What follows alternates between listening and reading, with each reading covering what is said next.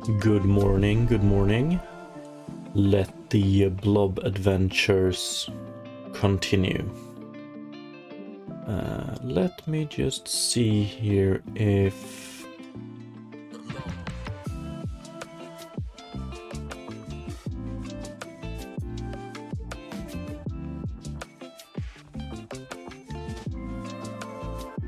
Okay, so we're working on we have been working on the visuals for the Blob for quite a while. Not only exactly how they look, but like how they behave with other objects in the world. So the blobbiness here. And there's still quite a lot of improvements that can be made. But it's starting to look like something I'm sort of proud on. But like, we're gonna close this off, and we're probably gonna do some minor visual stuff this week as well. And then starting next week, we might start adding some life to it. Maybe we can even do it this week, actually. But we'll see.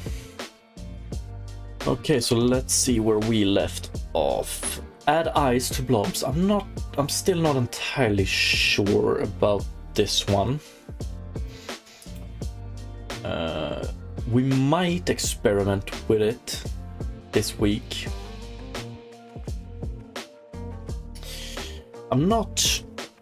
So I guess we pretty much have two ways to do this. Either we could do some sort of texture eyes. It would look quite cute, I guess. Another idea is to actually have the eyes within the blob itself. I don't know how that would look for blobs that has quite a lot of blur, like this. So the idea is then that we would have... Let's add a sphere here.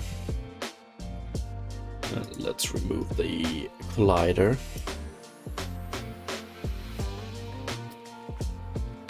And do we have some black material?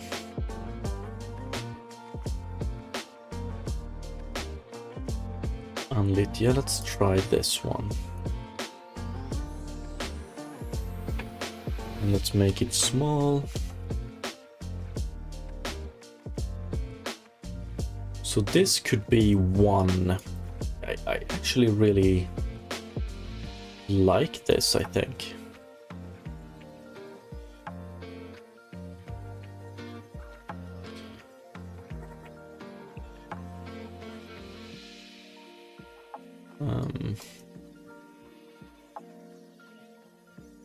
So you have something like this for the eyes. So it's actually like spheres within the actual blob. I think that could be quite cool.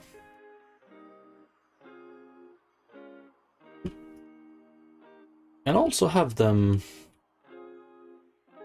You know what? This is probably the way to go, honestly. When I see this, it looks pretty damn cool. And we can probably do some sort of simple shader for it. And I wonder, like, how would it look if we have a blob with less blur, maybe? So let's go down to 0 here. Then you have something like this.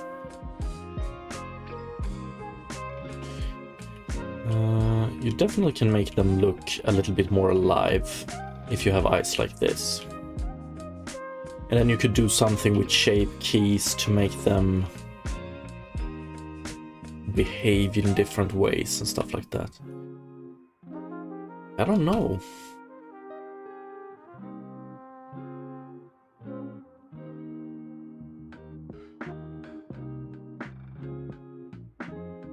We have them of varying sizes. This is definitely too small, but if we do something like this, that's not too bad, is it?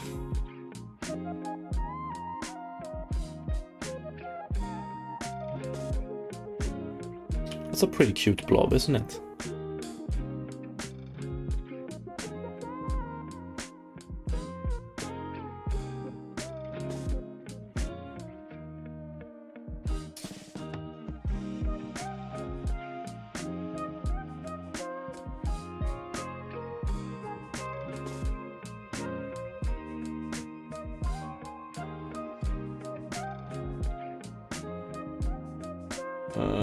One sec, I just want to see if...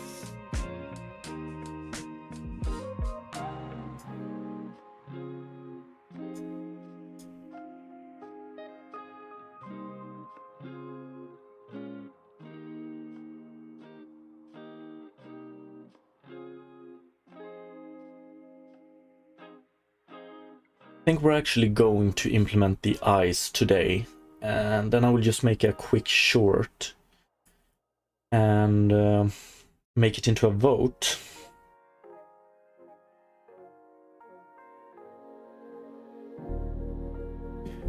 And then of course, yeah, we're gonna add some... I also wonder, should we have... Maybe we can make the eyes into... I mean, it looks pretty damn good like this, but we can maybe also make them into joints. That might be a bit too much. I think the refraction is enough here.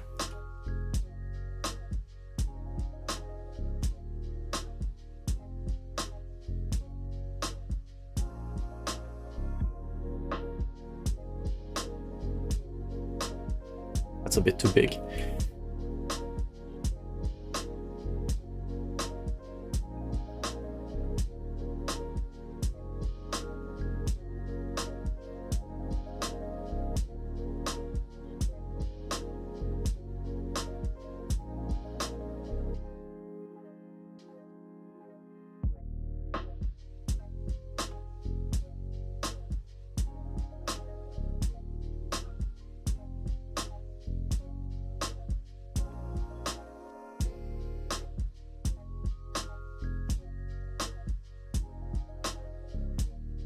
The only thing I'm a little bit worried with when it comes to the eyes is that we're gonna have blobs that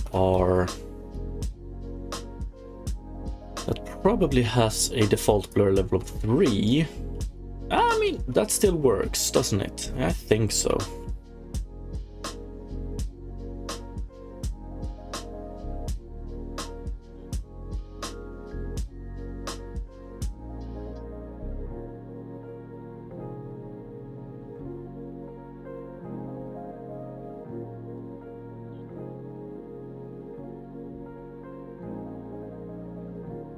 But I want to add a simple shader for them as well. I want to have...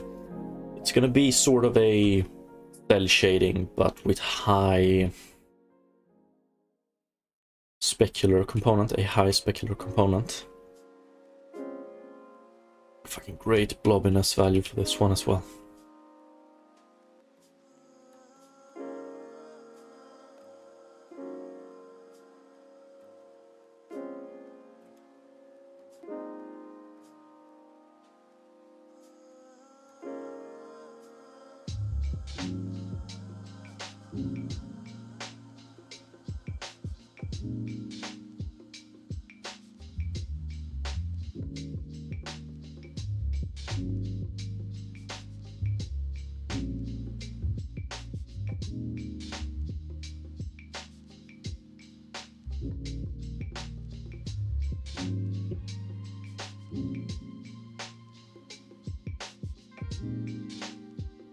And as with everything else, we want to make it procedural, so we want to add a lot of variation with the eyes.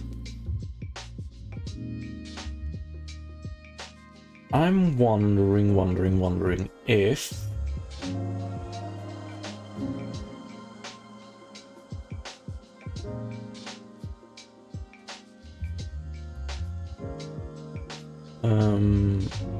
how would it look with just one eye.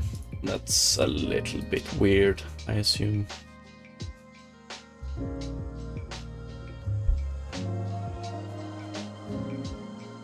Maybe if it was more eye-like, we could pull it off.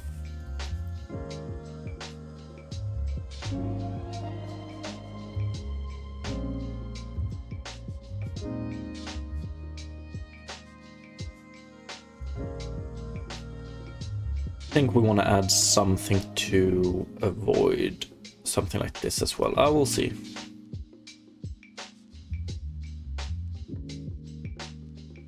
Okay.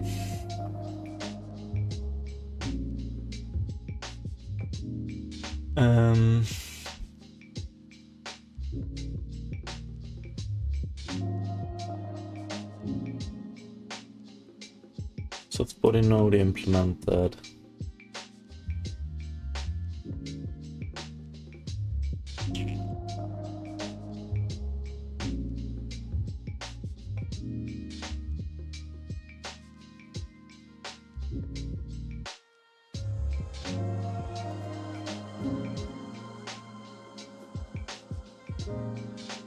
Yeah, we have this issue as well. That's actually what we left on. We might dive into this as well. I want to see if we can make the eyes work first of all. That's priority one. Create eye shader, create eye material.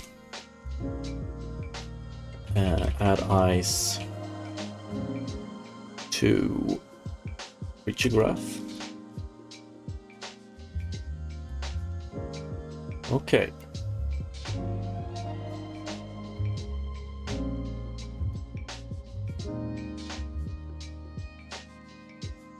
Is this eye shader going to be specific enough that we want to keep it? Yo, what's up, Cooler SK? No, unfortunately it doesn't.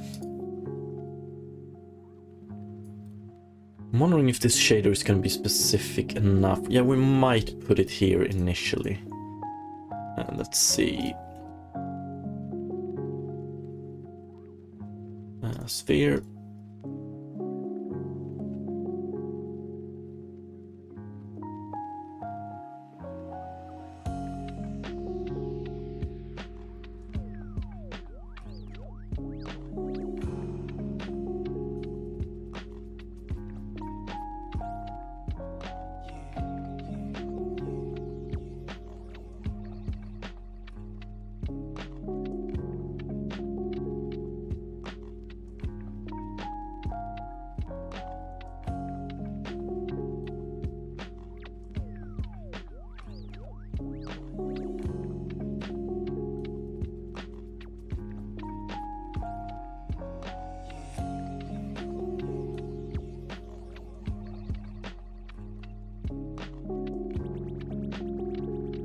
And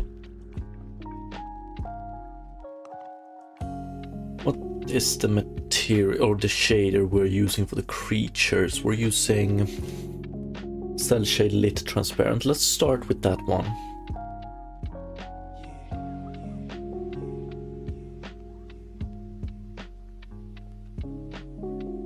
Yo, what's up, Derek?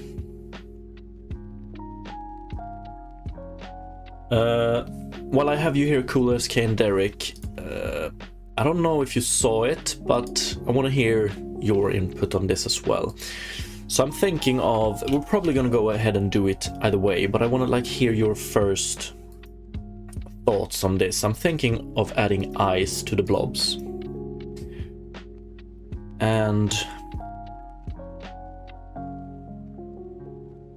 so I'm thinking it's going to look something like, where do we have it? 3D object, sphere.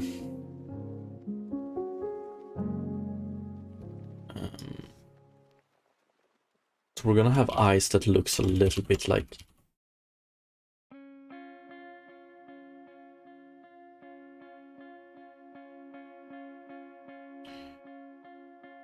this. So what is your first like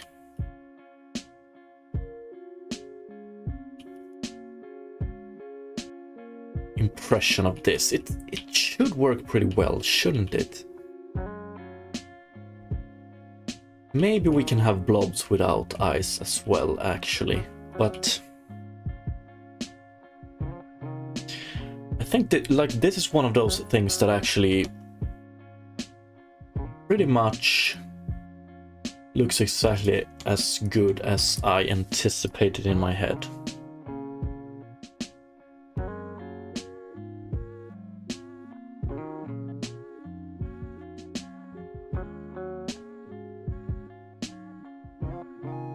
Definitely is more creature-like. And then of course we have the different... We have less blurry blobs as well, which will look like this. I think it's pretty good.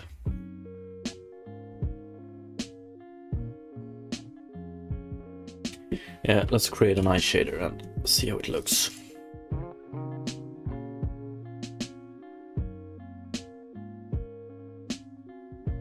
I'm gonna take Cell Shade Lit Transparent as a starting point because it has not materials but shaders, because it has like a specular implementation that I really like.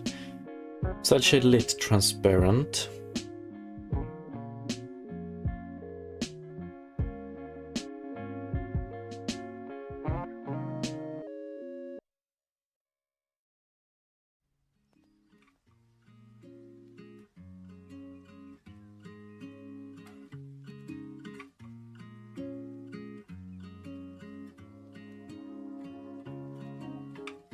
Now you know what?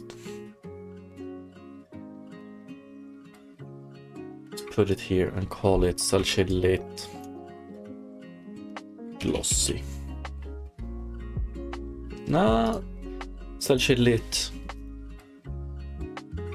Eye.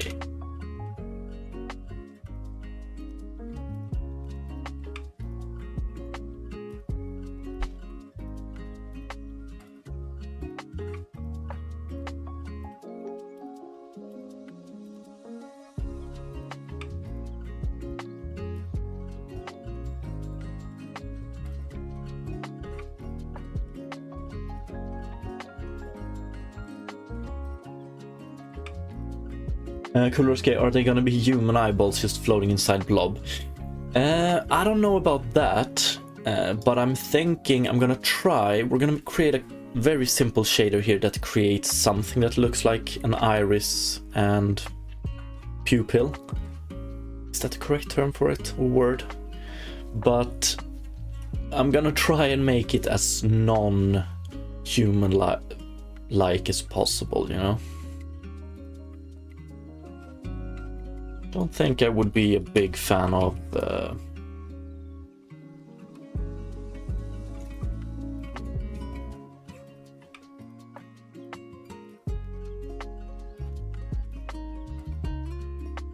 Derek, it looks good, but I would like to see it with some black toon eyes with a simple white shine.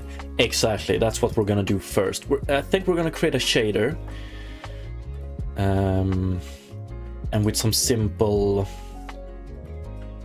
maths we're gonna add like variation, so amount of white, amount of black, maybe we can even try other colors than white.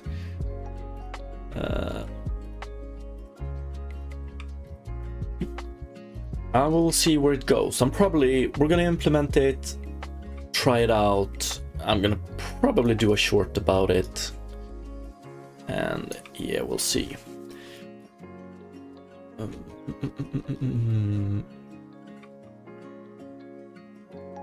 Color.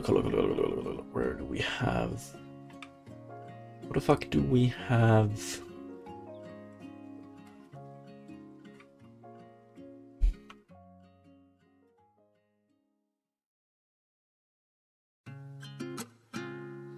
Oh yeah, there. Tags.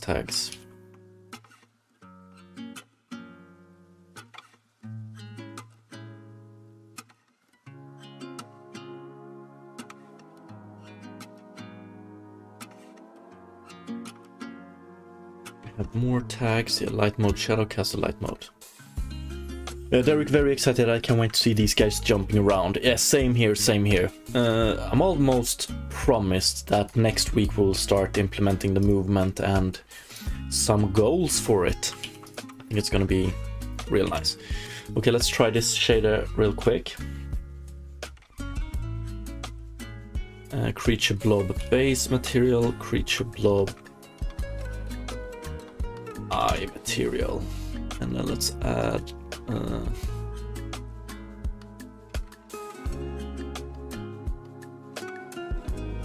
cell shade lit eye.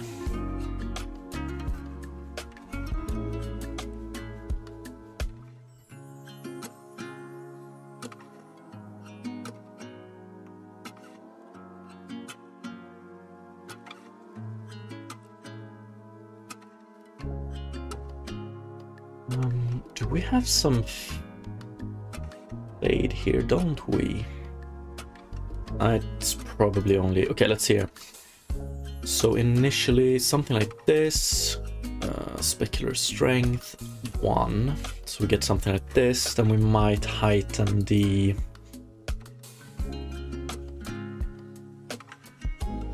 Let's make... Okay, I would like this to be bigger, but I don't think we have a... We can do this. 2.5, and then the rim, edge, rim.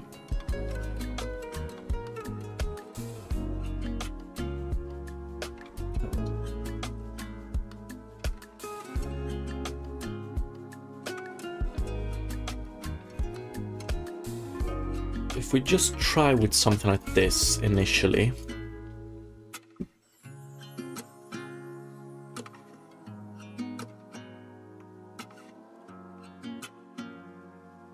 We're gonna make it even more.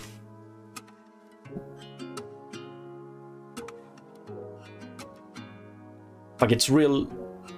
Yeah, we're gonna add it to the graph as well, so we can iterate this way quicker as well. Creature blob eye material 0.1, 0.1, 0.1. Oof. Yeah, when a blob is very thick, has a very thick material, you don't really see... I know what's happening as well. I think our blob is actually casting shadows, which maybe we will ignore the shadow casting for this. We won't take shadows into account, because if we have shadows into account, we don't get any specular highlights on the eyes. But we can just ignore that in the eyes actually, so it will look good. And let's set the... So right now we have something that looks exactly like it did previously. Because it's... Yeah, the eyes are in shadow. But if we do...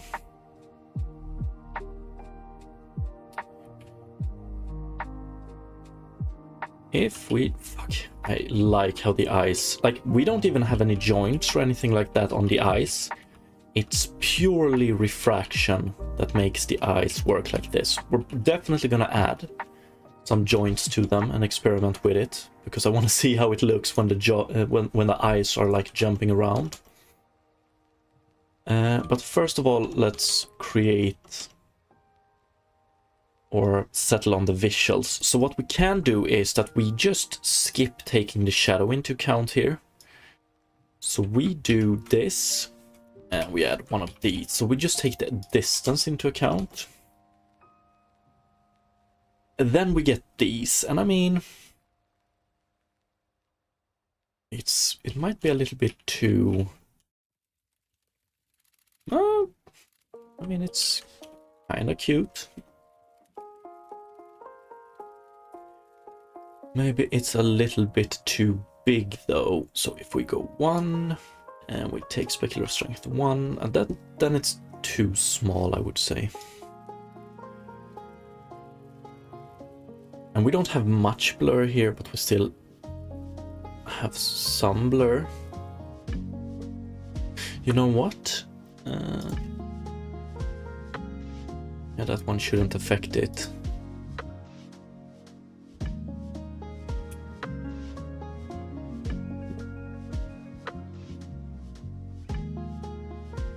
Oh, it's one sec. Blur kernel size.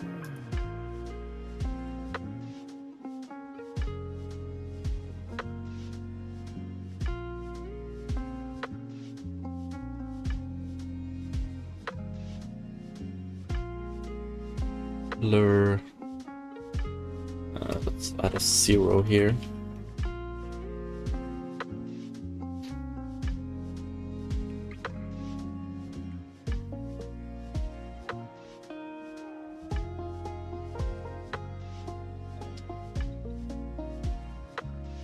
Yeah, it's extremely rough because we're doing a scene texture, sample scene texture level.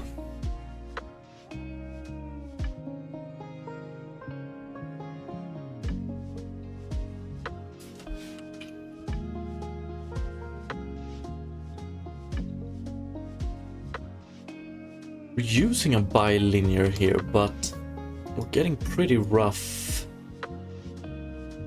anti-aliasing, or are we? Oh, that's pretty good.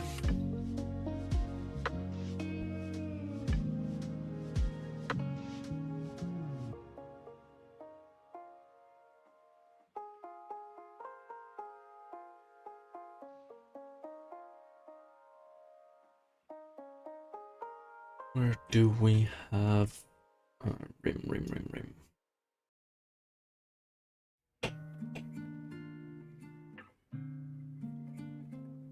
Direction light. It's probably even better without the rim, probably.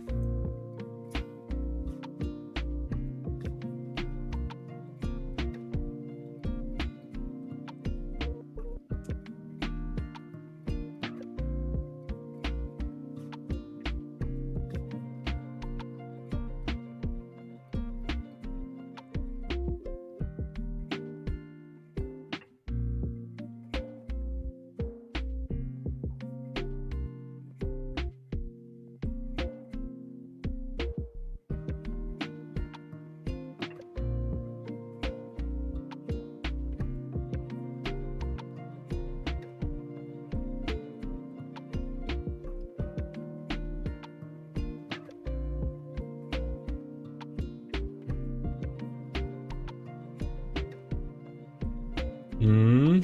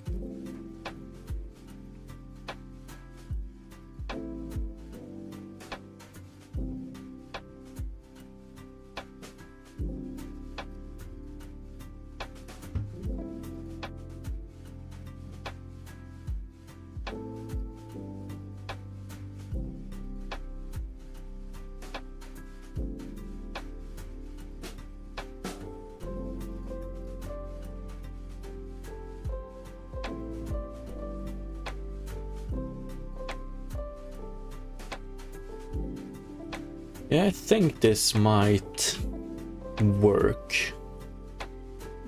And then we can do I wonder if we can do some simple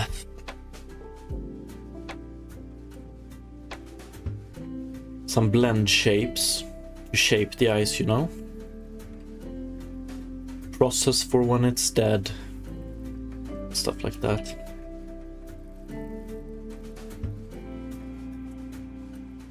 But still, yeah, like, so this is a blob with, like, pretty much zero thickness.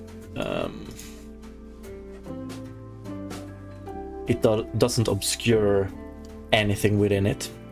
Yeah, I think this gives a lot of life to the blob. This is pretty cool. We might have some blobs without ice, and then we have blobs with ice. What I'm a little bit worried about, but I mean, that's also pretty cool. So when we increase the blurriness here, you're gonna lose some of the vision of the eyes, but it's still, I mean, it's pretty cool that the eyes themselves get affected by it, I think.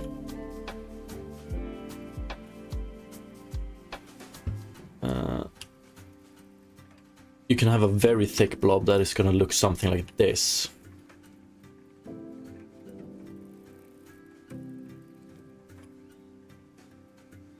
Pretty rough.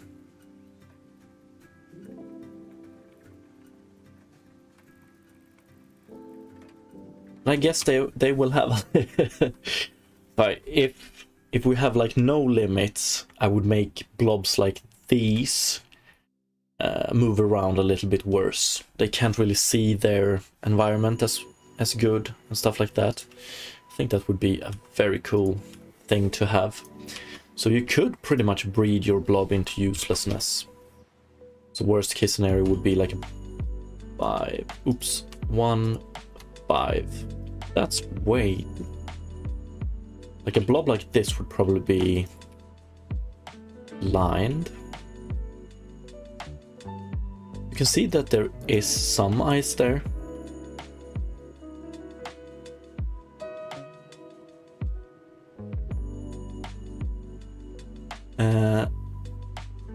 Okay, but yes, that's very good. Let's continue with this one a little bit. I want to see what happens if we give it like an iris and stuff like that. And I wonder if we're gonna do it as simply as we just do a n dot.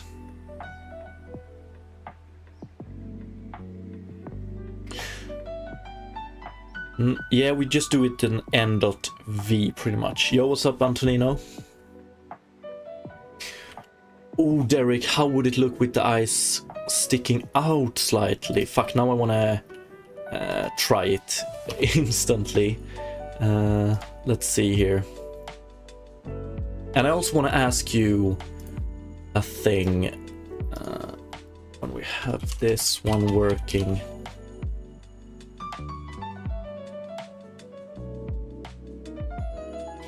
So here we have one eye. And here we have another eye. Hope everything is well with you, Antonino. And you as well, Derek and Cooler SK. Blob eye material.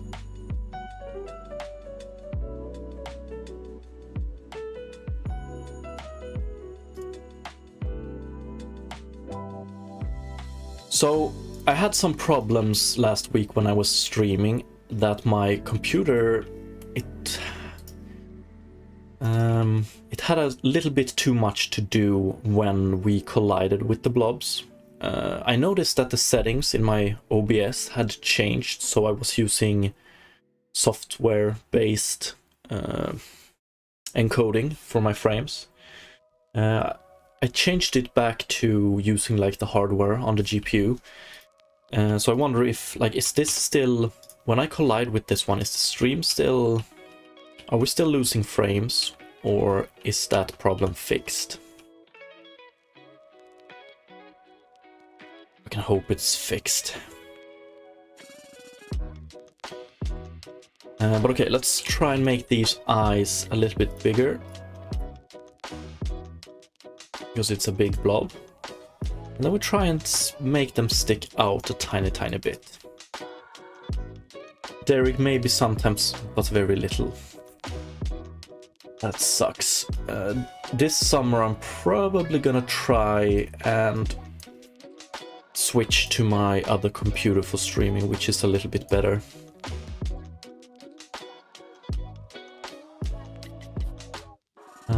I'm wondering if the refraction is gonna make this look... Yeah, we're gonna have to fix this problem with the eyes.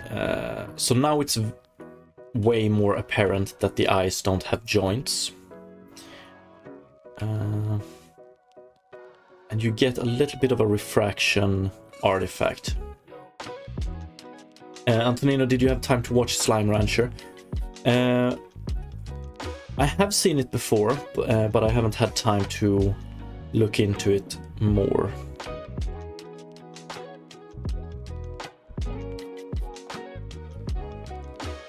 I'm wondering if having the eyes slightly sticking out is gonna lead to too much headache. Like, this is a very cheap way to do it, and it still looks good. That's a bit too...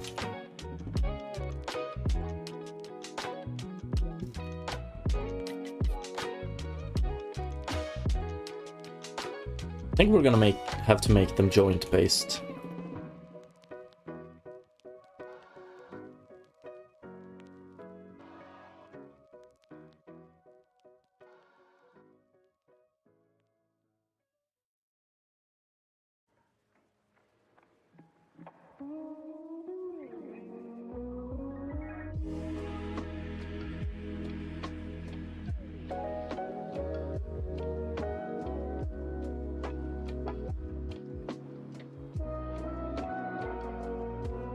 Antonino, it could be a good source of inspiration for character designs. They did a good job. Yeah, definitely. I don't wanna be too close, though. Like, I'm walking a very thin line already with the... Like, my favorite blobs in any game ever is the blobs from Dragon Quest. Like, that's peak blob design, if you ask me.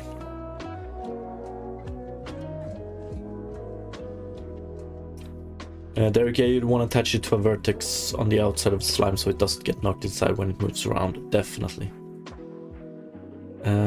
If we add joints to the eyes, it might. But I mean, I think this looks extremely good, actually.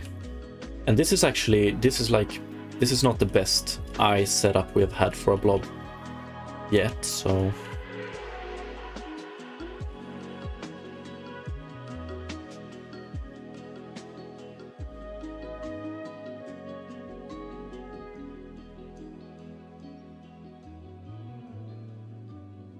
I think we're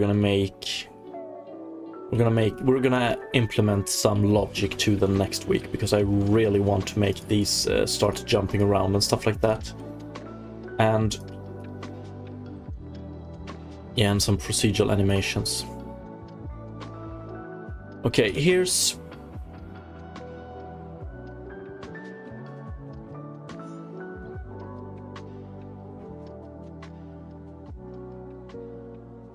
Antonina, obviously it was just a tip for inspiration. Obviously your design is personal. Yeah, of course. It's just... I have a habit... I guess a lot of people have a habit of, like... getting a little bit too inspired sometimes, you know? It happens. I just want to avoid that. But the slime for Slime Rancher, they have a very good design, I think.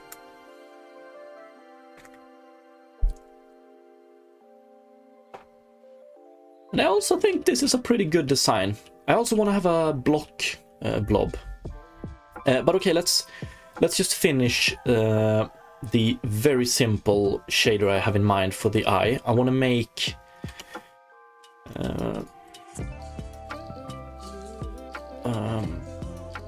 I want to make some experiments, so we're going to start by returning 0 here.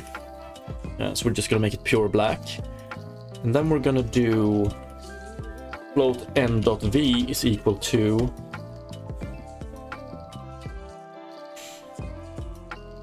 this, and then we're gonna do this, and if it's, I don't know, let's add,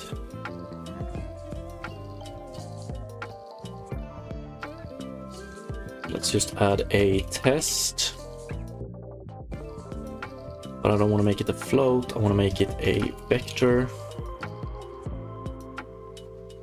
like this, and we want to add it here. Float for test, and then we do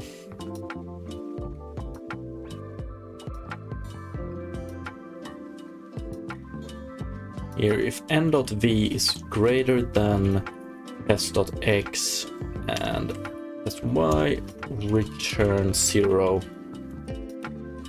otherwise return 1, something like this.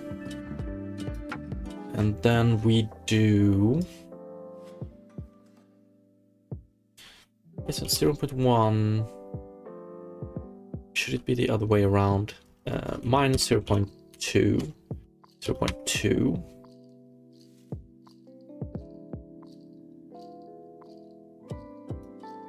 Oh, really?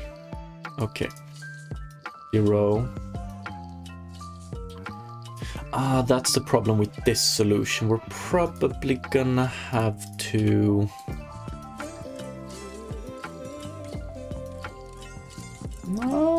that looks pretty good. Or it's a little bit too off-center.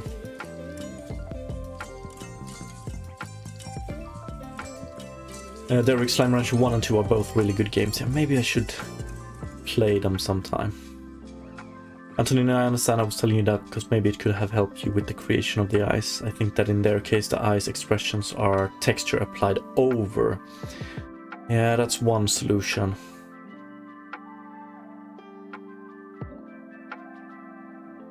Which we actually might explore as well. I wonder if this is a little bit too simple of a solution. We get a little bit of...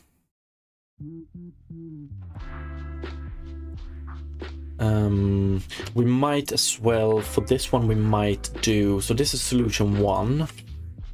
What we might do as well is, since these are spheres centered around 0, we might just do float distance is equal to input dot position. Don't we have in position OS here? We have pretty much everything but, so let's add float 5 position OS, position 4, not float 5, 4,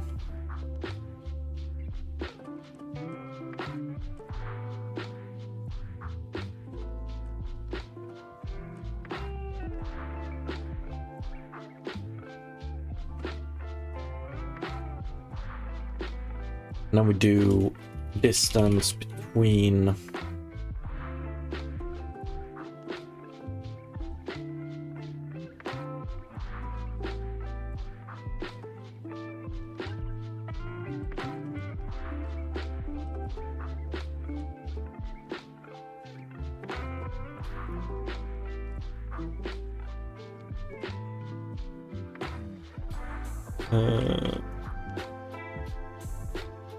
let's go.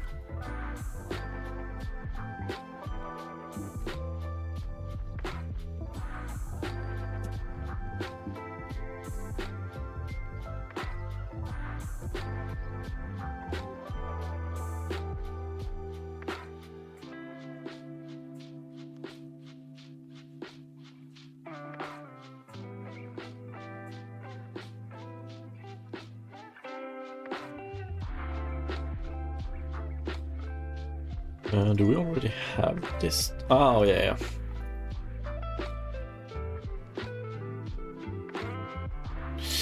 Antonina, I have to go, sorry.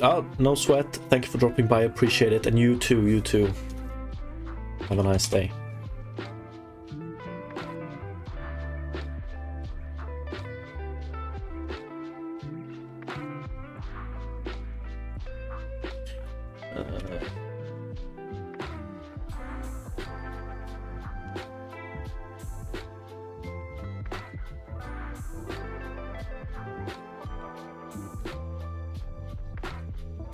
You know what? I might be way too optimistic with this one. Fuck, how do I want to do this?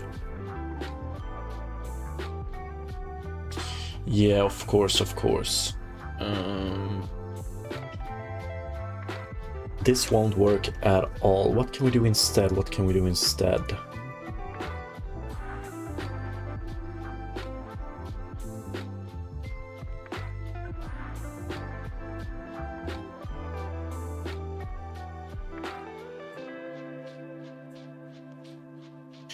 The n.v solution is probably the best one.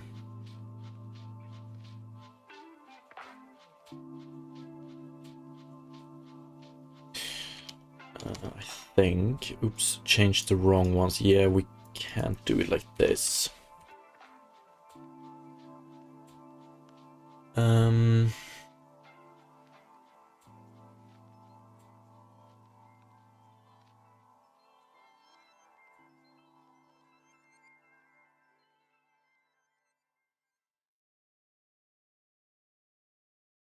I think it is this one we have to rely on.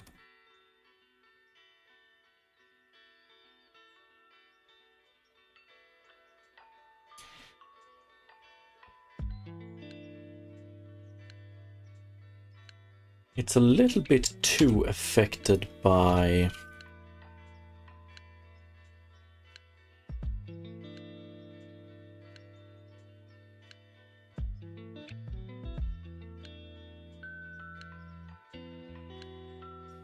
what?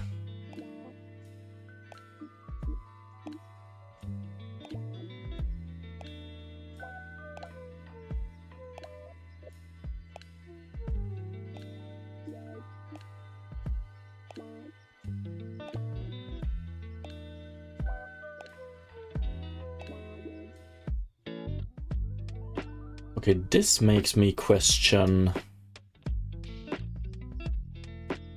my input normal.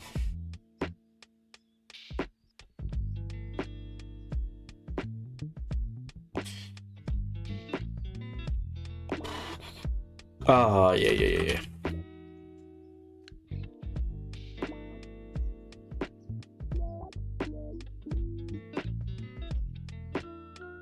It's a little bit better, but not much.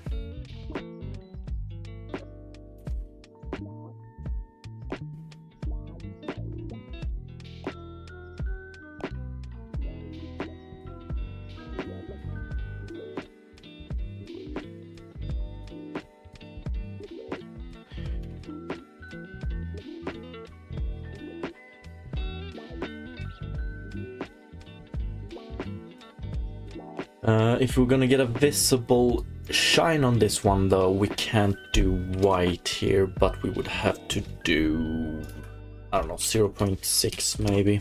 That's a little bit too, something like this.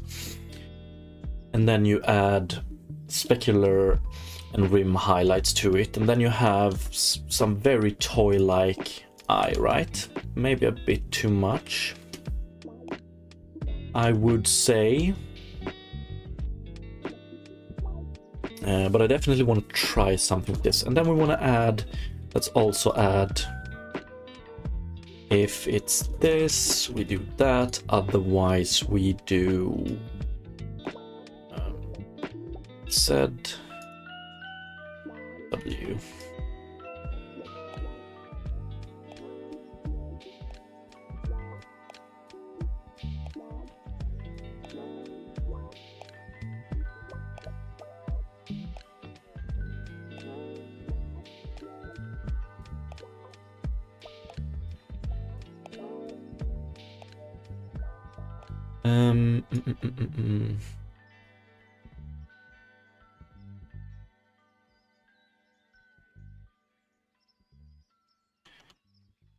A little bit.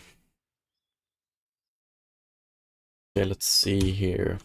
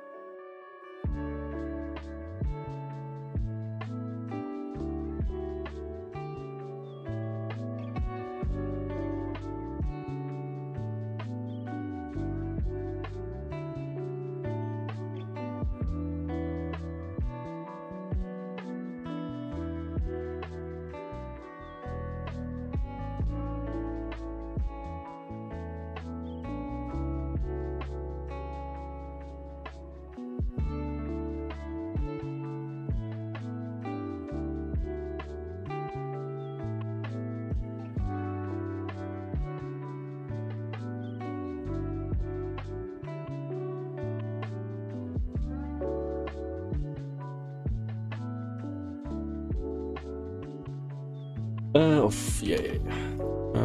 We want to go the other way around.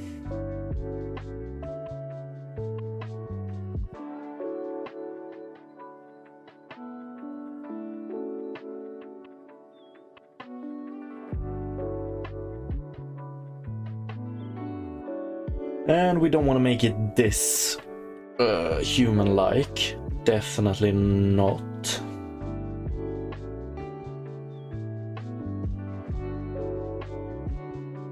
But this shader will definitely allow for it at least. I wonder how sick it would look with this one actually.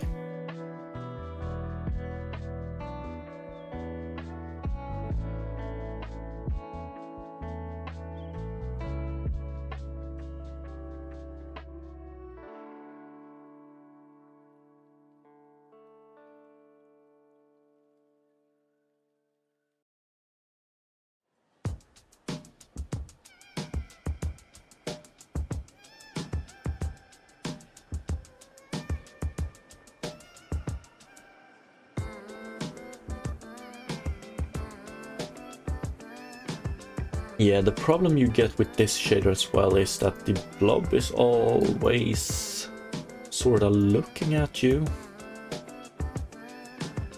It's not too bad actually.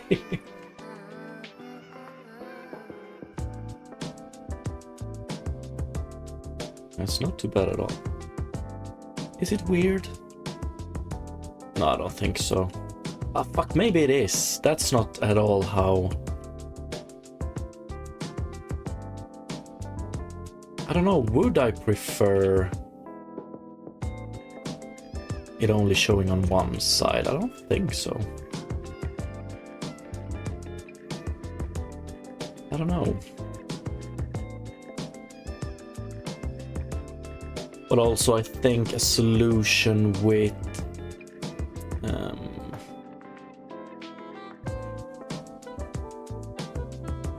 and we get this green tint on the black as well, but that might not be too bad. Honestly think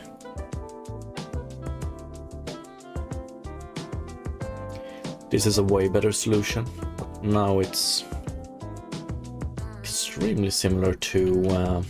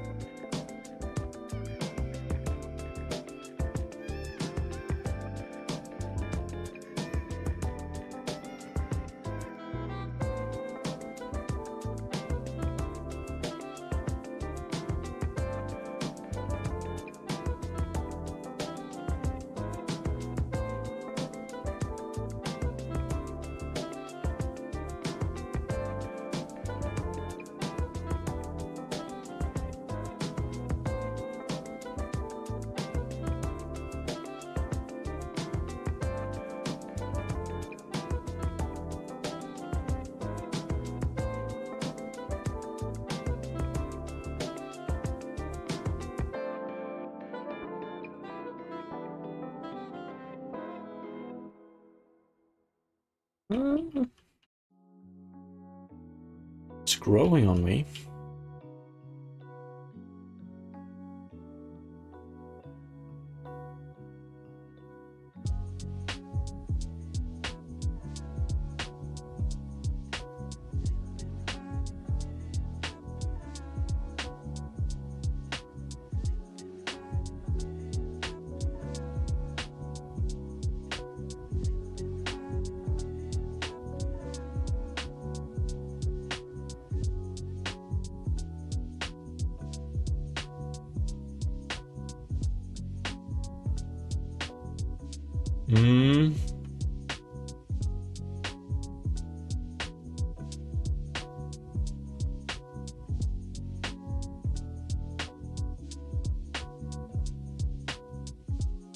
I'm just gonna run and grab a cup of coffee real quick.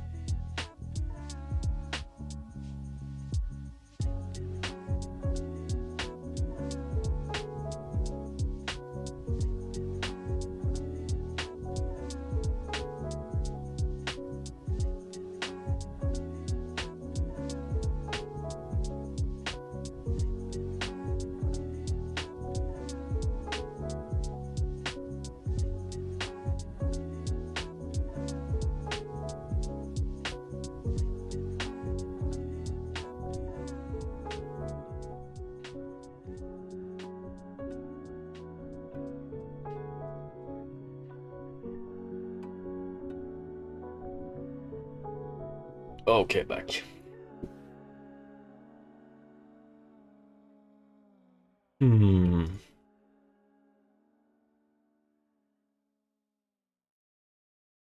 then of course, fuck yeah, I think we're gonna run with this. We're gonna add it to the graph and then procedurally.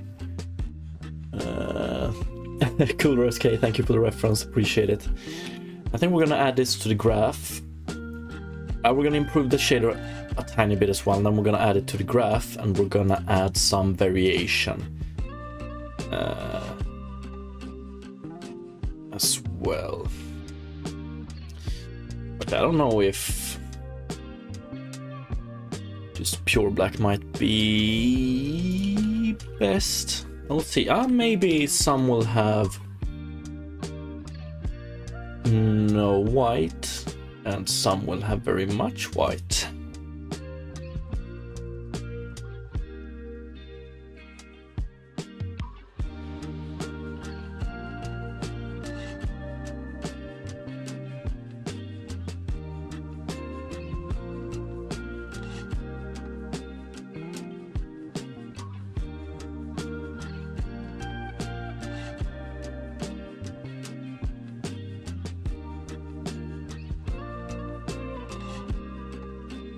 Yes. And let's just settle at something like this for a simple eye shader. Let's see if we can albedo.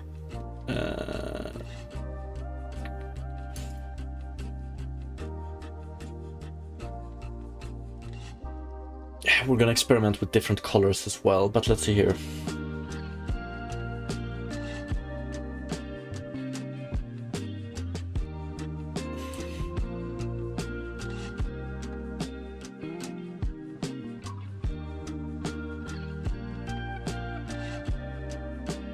This we don't care about.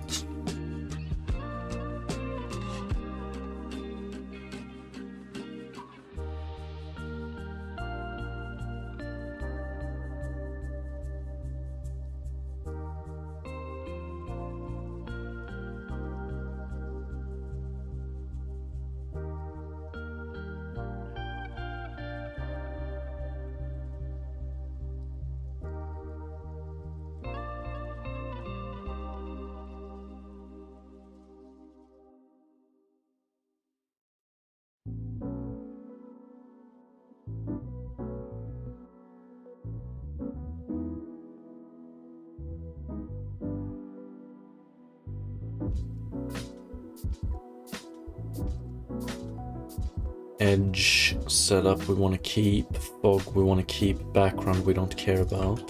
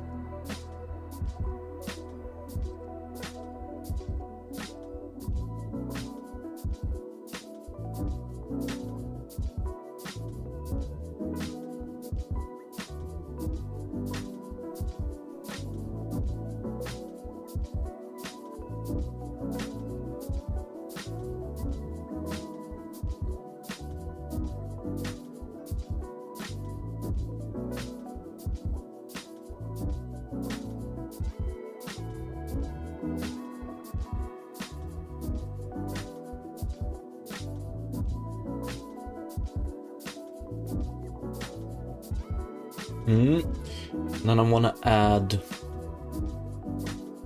I want to keep... We don't... Do we use this one, actually? Instead of albedo, let's rename this one...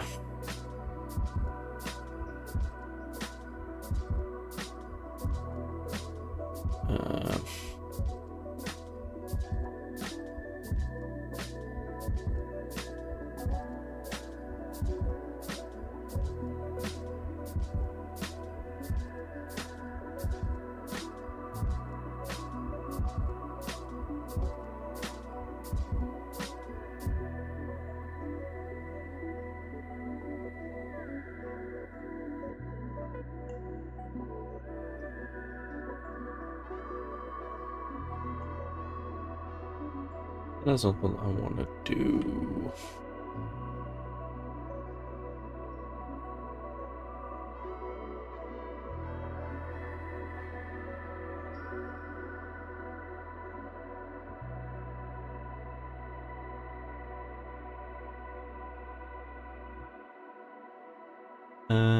Skip.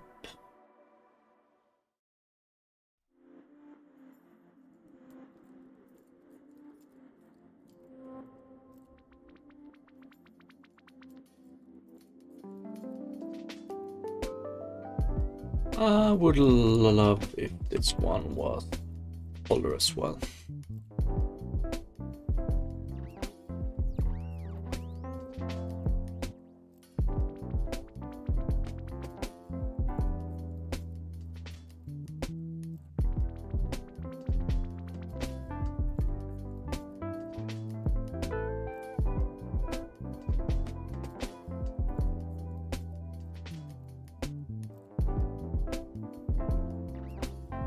Call it outer color.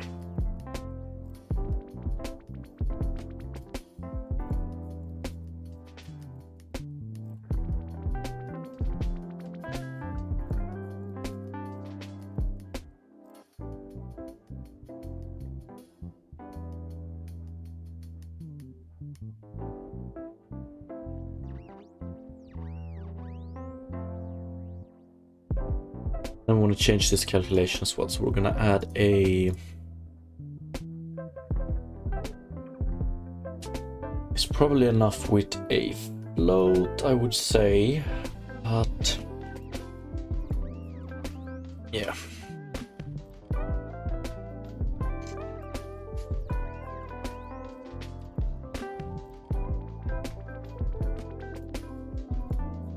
Zero and 1, is that enough? Yo, what's up, PG King? Good morning, good morning.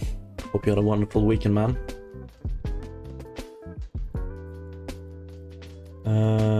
PG King, I feel it like it's been a while. I think it almost feels like it like every Monday for me. Streaming only 2 days a week sucks. But it's probably been a bit more than just 1 week since you last dropped by, right? Maybe 2 weeks.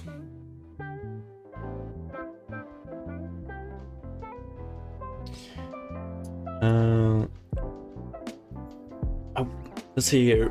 N.V goes between -1 and 1, right? So we're gonna do...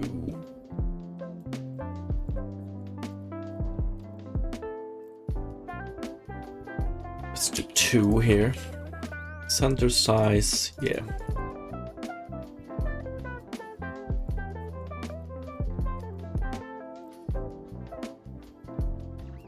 And then I wonder if we do something like...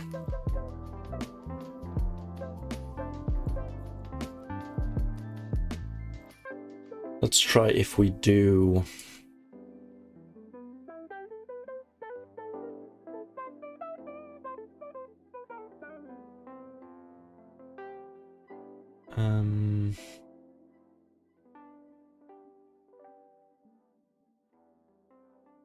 Yeah, maybe we'll do this eventually, but we're gonna start with this.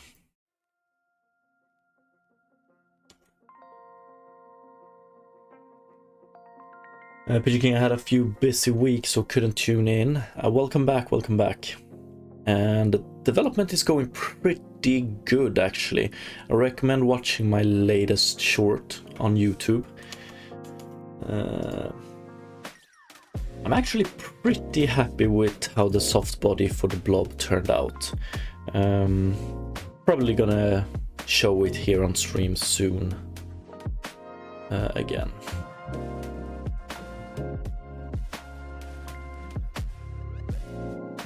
Something like this is probably okay, and then we can do...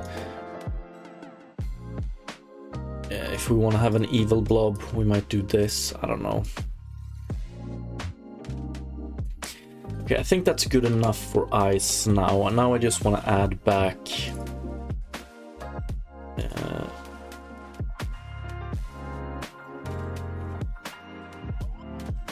now I just want to add back...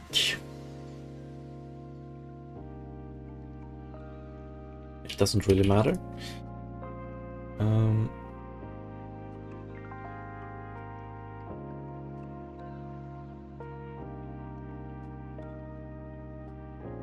Eye color.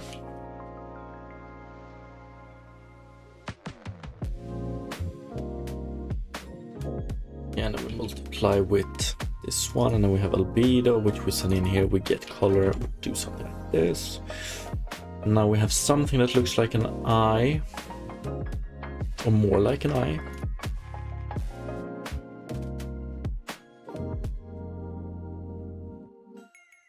Probably gonna go with something like this for the white part of the eye, so we can get this nice...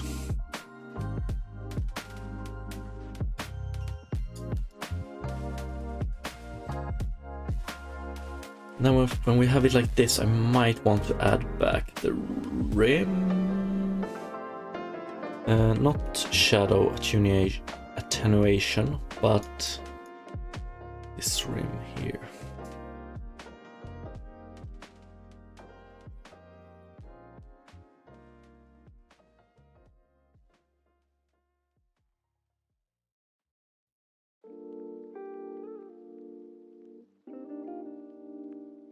Something like this for a very simple eye. But I do want the white here to totally overpower the black, so we're gonna do something like this. Probably want to... yeah, I don't want it to... I'm gonna add a simple saturate here as well, so that we can go as high as possible, or as high as we want on specular strength without us getting... it's not called blur, it's called bloom. I don't know, maybe we want to have some bloom, but...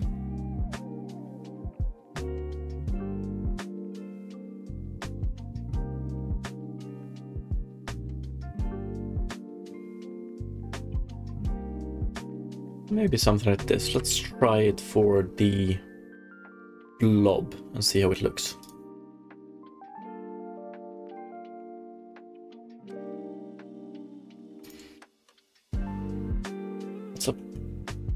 That's a pretty good one actually.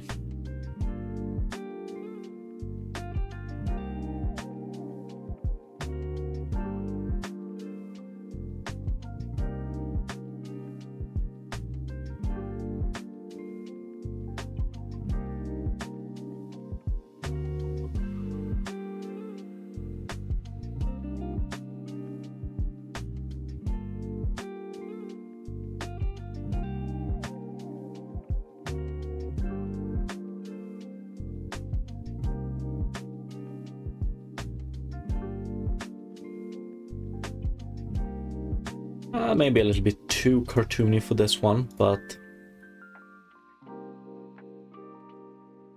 I mean, maybe some blobs will have eyes like this. Did you King of the blobs do look good? Yeah, I think so, We still have some artifacts concerning it, but most of the time it looks real good, I think.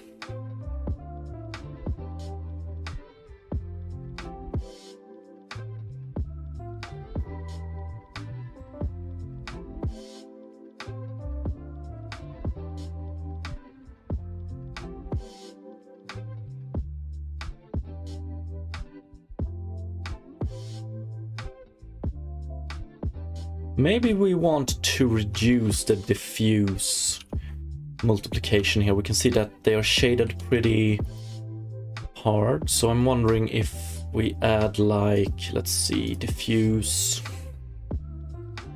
edge, ambient.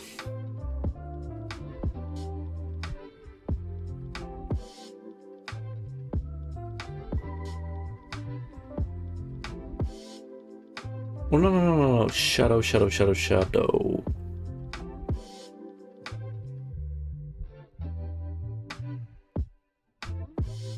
And then we do diffuse ring.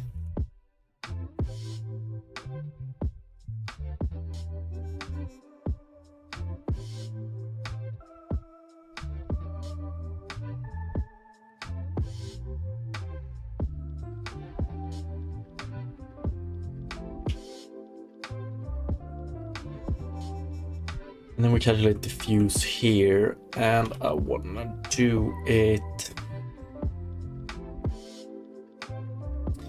Diffuse strength might not be the correct word, but I'm thinking of doing something like min diffuse strength.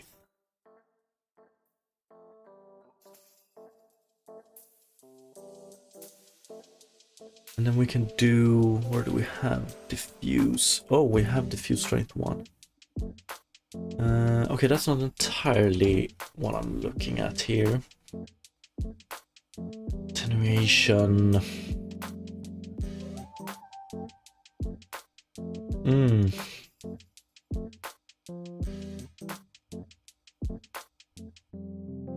So we might as well just put it here, I think.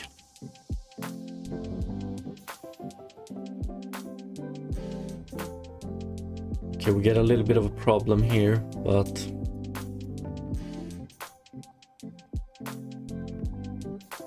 diffuse, or is it here?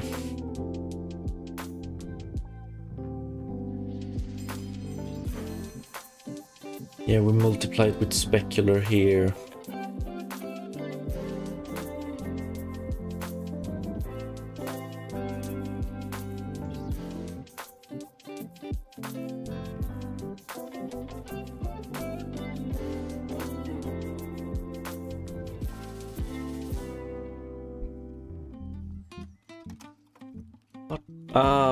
Max. We can either have them shaded on the non-light side or not.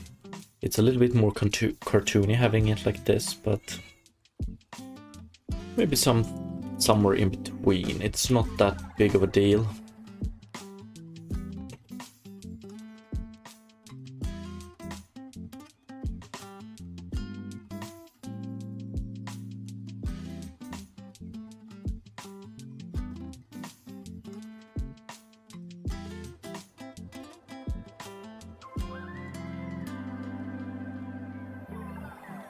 That looks more like a frightened blob. I mean, this is one way of animating feelings for them when it comes to the eyes, but I would also very much like a solution where we just replace the entire model to some other shape.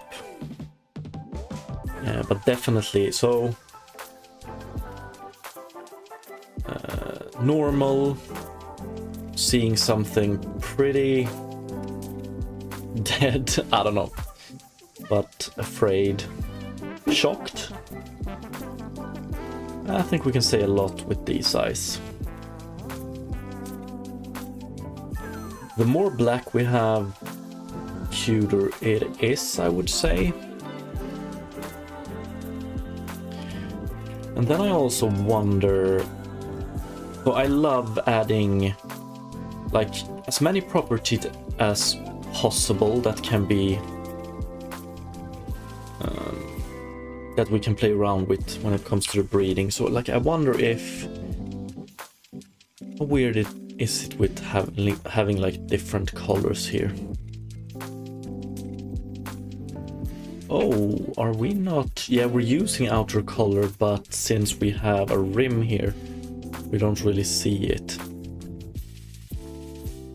But I mean, probably gonna have to be quite conservative when it comes to how much we randomize the colors of the eyes, because this looks... I don't think this looks good at all.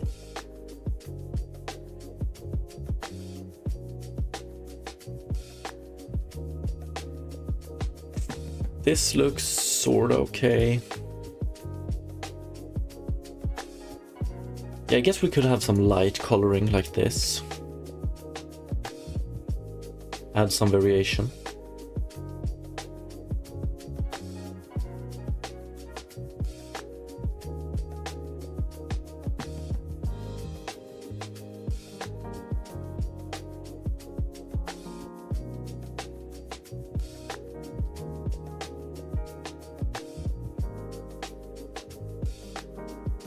Oh, and I definitely want to do... Maybe this is a bit too much, but... You probably want to vary the size of them as well. Maybe not this much.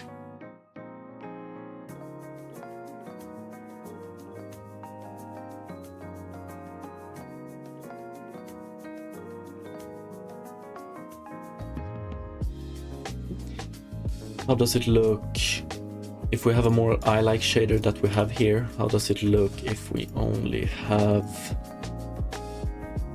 one eye? Okay, it's not too bad. It's not too bad. One eye blobs is not too bad. How does it look with 3 eyes?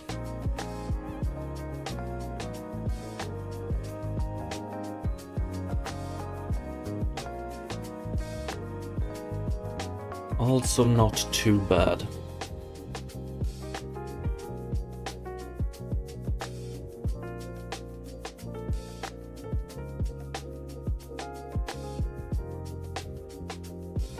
This is starting to become a little bit creepy, honestly. So if we have a lot of eyes with a lot of black, it's gonna look a little bit creepy. But if we have 2, it's cute, creepy. But we also want to be able to go a little bit crazy with how they look, right? Not all of them will be cute.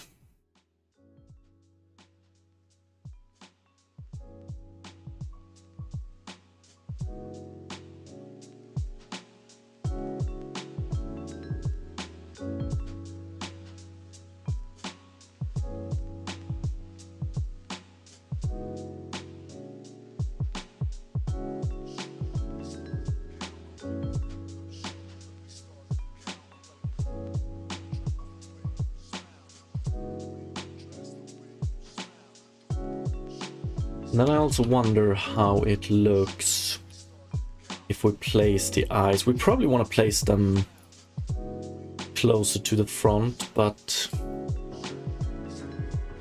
yeah, having them in the center is a little bit weird, or is it?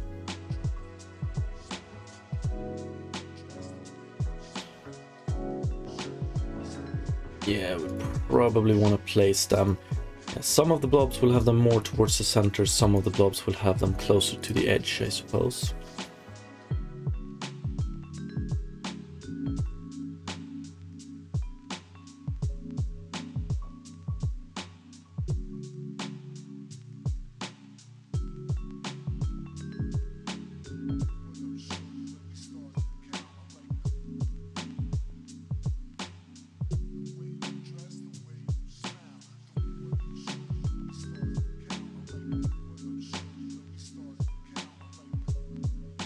I'm looking for refraction, refraction, refraction.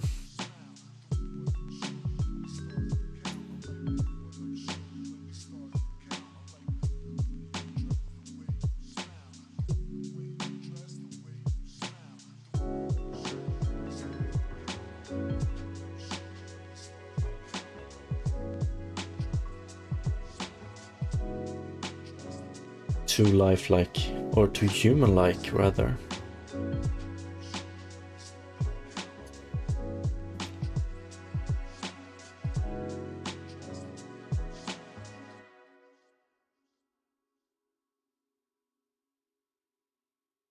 Maybe too weird.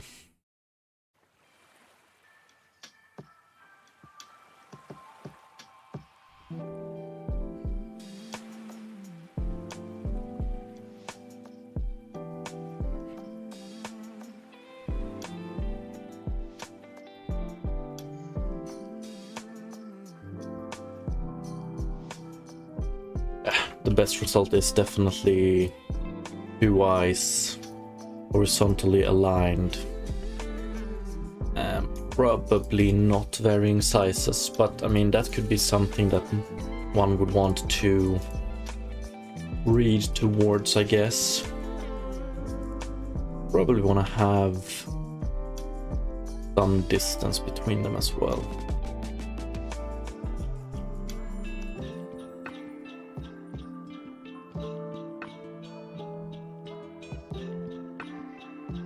And not too close to the edge before we have managed to implement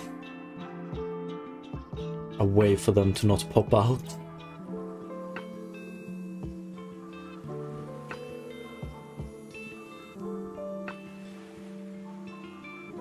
Yo, what's up, Papukas? Hell yeah.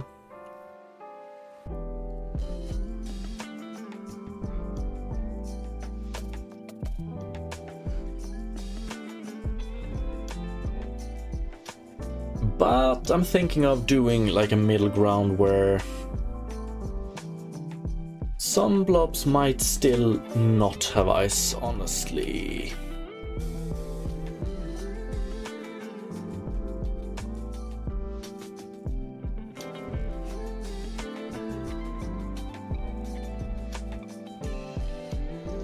But we'll see, we'll see.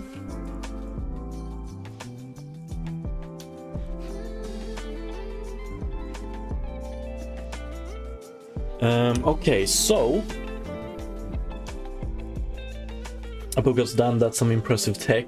Jello bean, yeah, I like how it looks. I like how it looks. It shouldn't be too computational heavy, but I had some problems last week where the stream dropped some frames whenever we collided with the blobs.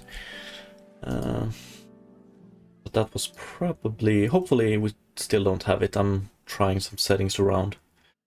But okay, we have an eye material now, and I want to start adding it to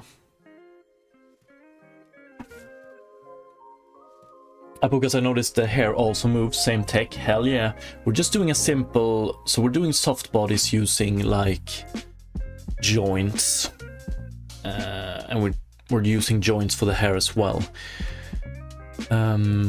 I think, or I really hope, that the lagging on the stream was due to me or OBS automatically going back to software encoding for my stream instead of hardware. But I don't know. I've been having some computer problems lately. Sad. But okay, let's add a set of nodes here for the eyes. How many sphere meshes do we have?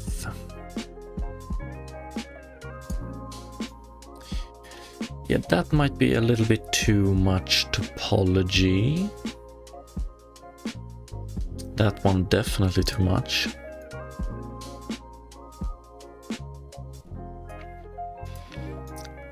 We could just use the default unit one as well. So somewhere around here we're gonna add eyes. Do we have a repeat editor node? And we want to do game object. Repeat amount. Fuck, I don't know. Repeat at runtime node. Yeah, the repeat amount is input. Great. Random.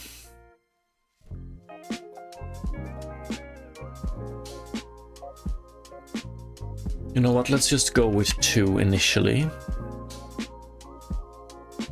We're gonna have to add some distribute node or something like that, because we probably want to distribute the eyes along a line or something like that.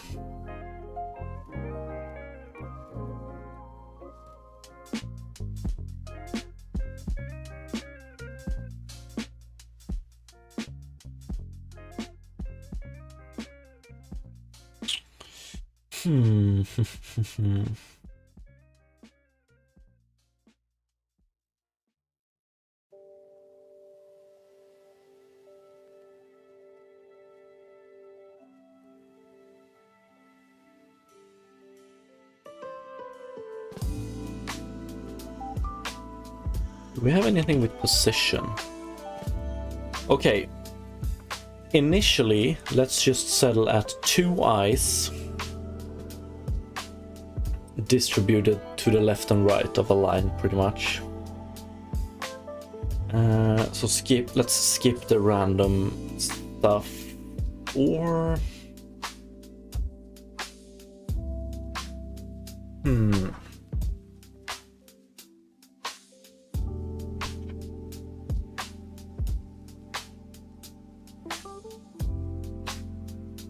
yeah, let's do it.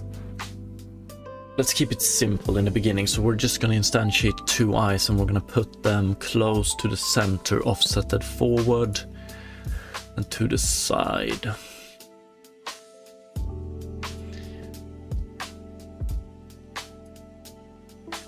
So let's add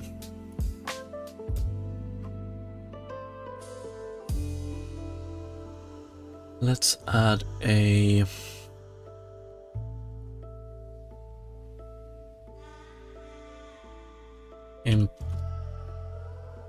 add set position node.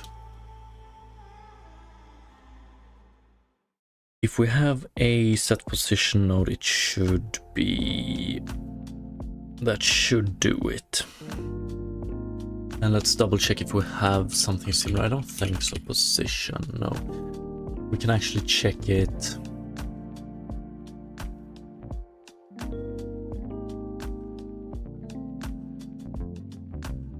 I should have found it by that search, unless I've named it something extremely stupid. Setters. Add child, rigid body, soft body, collider, material property, mesh. Ooh, set transform. Okay, I might not have been. That's a pretty good name. Should have searched for that one as well. Set transform editor node. Set position, set rotation, set scale. And I want to double check this one because set transform runtime node. Yeah, we're doing position, rotation, and local scale.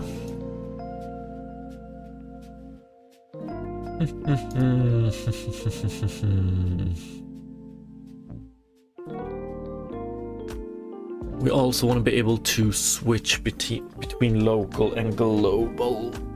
So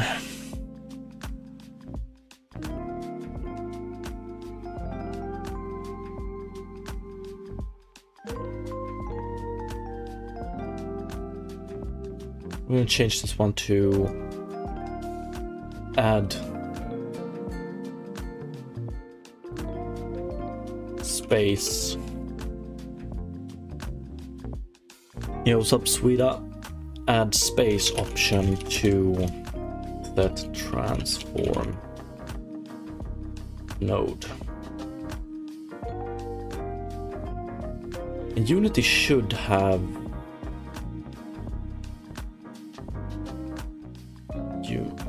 Unity space enum.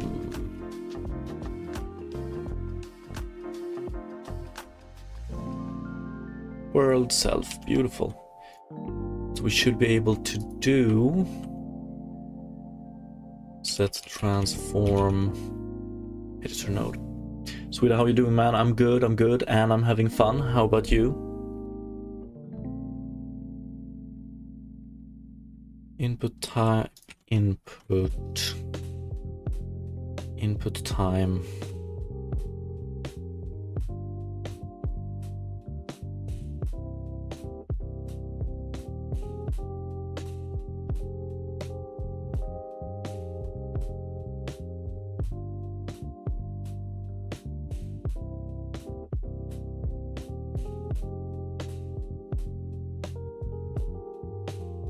What did we have here? Space, space, space, space, space.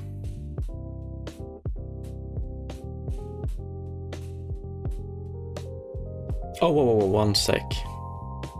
Yeah. Where do we have it? Space.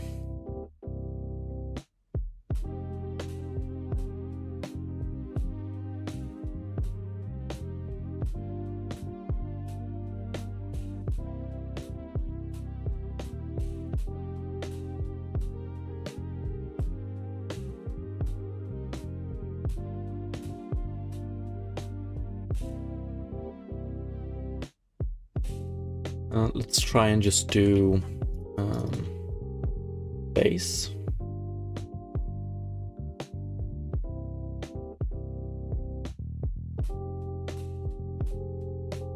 World. Yeah, this looks. Sweda, are you familiar with shaders, shader graph? To some extent, yes. Okay, so we can add world or self here. I think that's good. And then we just need to store this one in our runtime node. Serialized field. I don't know if there's any pretty way to do this.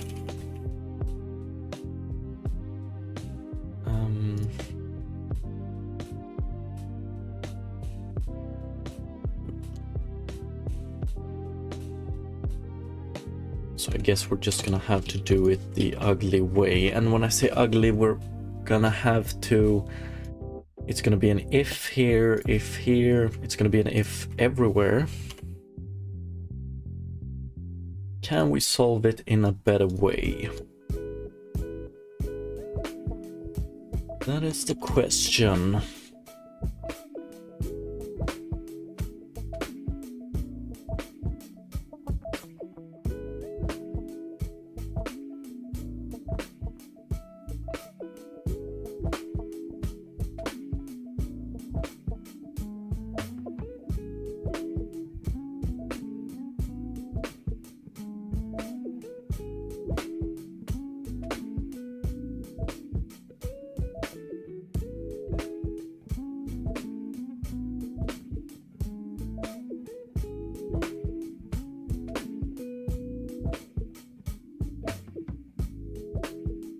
Yes, we can do private void.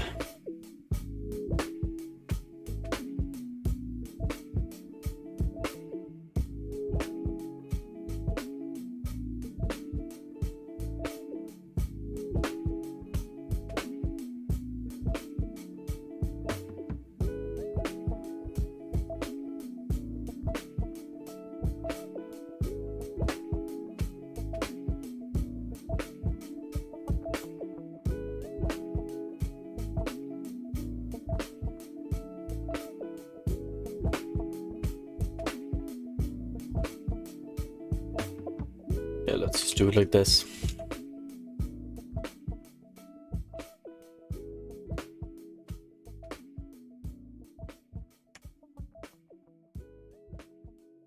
And then here, I guess it's a lossy scale we want to set.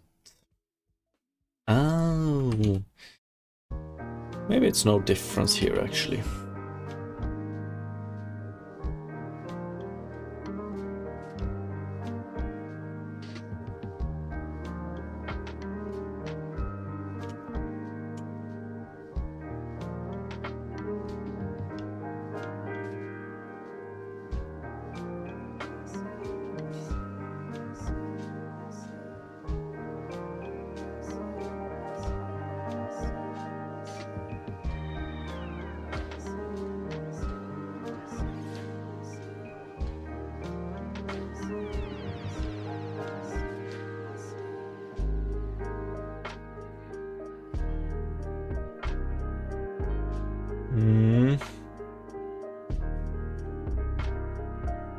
Something like this. And then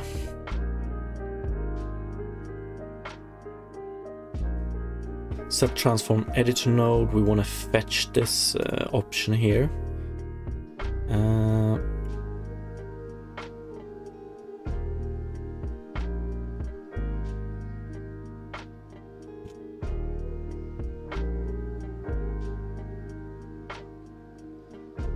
Or do we actually have cashless first here? That's pretty ugly.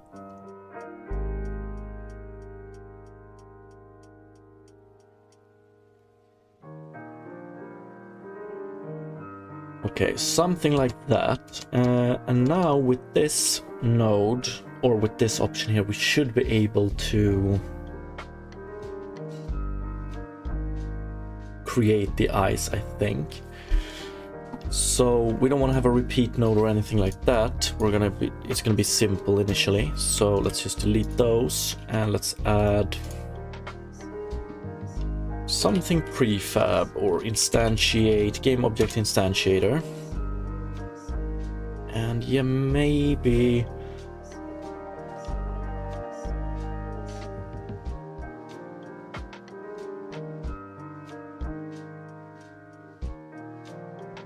Sweet, are you making the eyes for the blob creature?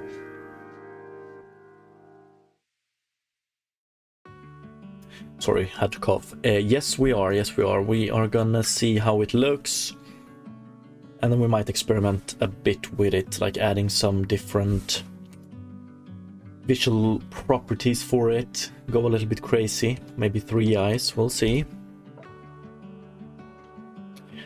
But initially, we're just gonna add 2 eyes, like the most basic form of eyes. And I'm thinking of doing...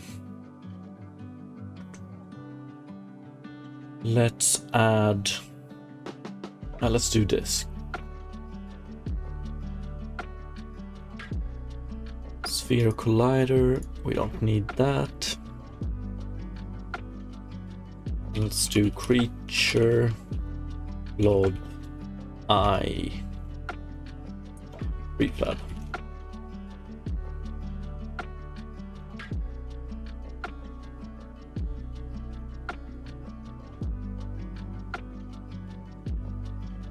Okay, so we instantiate 1 here. Thinking of doing it like this. Let's see.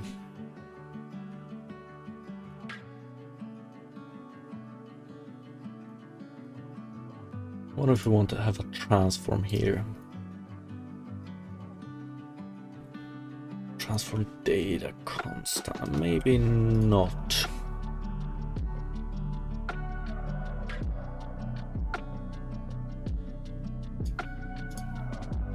Let's go with vector 3, which we want to set, and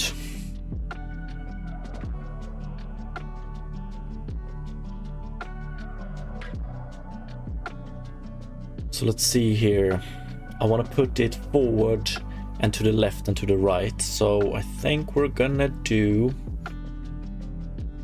forward should be this one and left and right here. So maybe minus 0.3.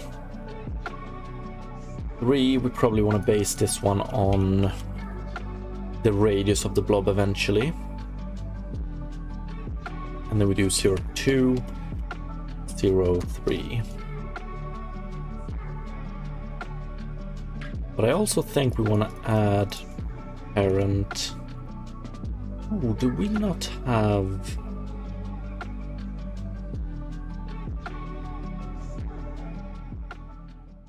I thought we had one of these. Let's see here. Set. Add child.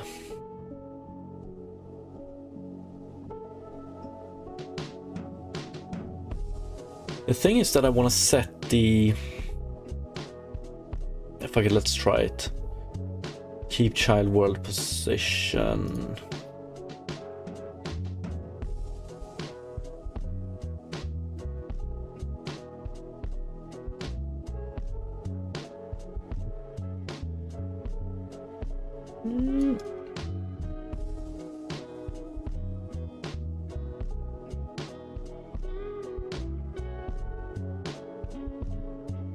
Okay, so we create one eye.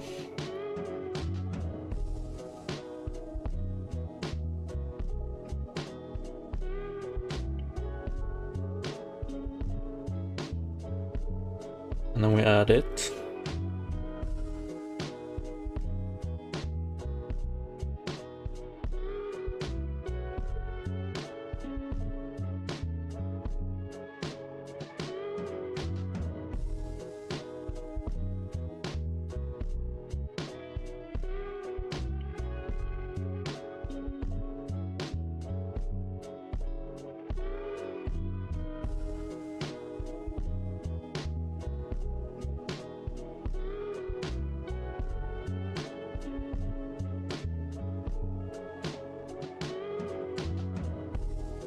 Something like this. So when the blob is done, we add the soft body to the blob. Then we add a child, which is a creature blob eye prefab, offset a little bit forward and a little bit to the left. And then we add another child, which is the same but offset to the right. And then we output it. Let's try it. Oh, one sec. We might actually need to change the scale of the eyes, because I don't think we want them to look like this. I'm pretty sure.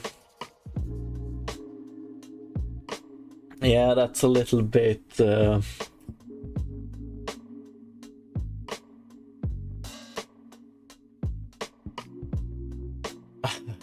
It's not perfect. It's not perfect.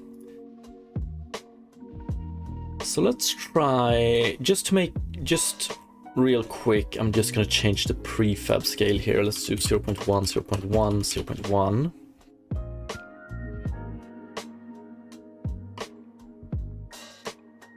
Whoa, okay, the offset is... The refraction screws it up a little bit, but...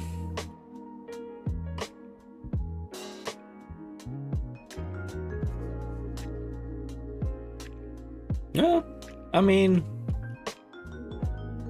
Not too bad.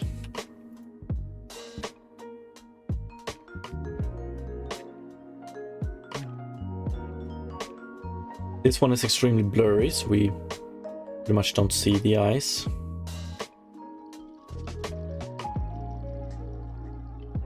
Yeah, it's better and better. So I wonder if we want to do something like this. I don't remember if we have a yeah, we have multiplication. What is it? Math editor node. So we're gonna add multiplication. Fuck, we only have floats here. Okay, let's do this then. Lower bound or upper bound 0.5. And yeah, this is wrong. 0.3, 0.05. So now we should be able to create a blob that has the eyes very close together, I think. Yeah, that's far apart.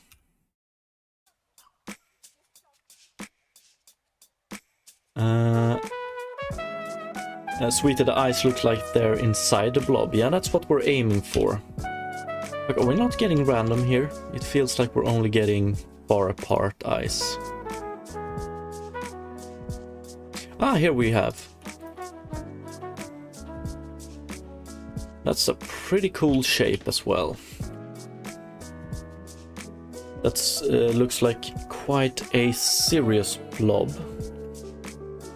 So the idea is that the eyes will actually be inside of the blob, and then we can get some cool effects like the eyes wobbling around like this.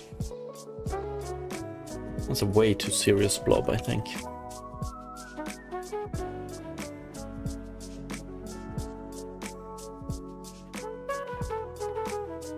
A little bit less serious, and then maybe do this as well.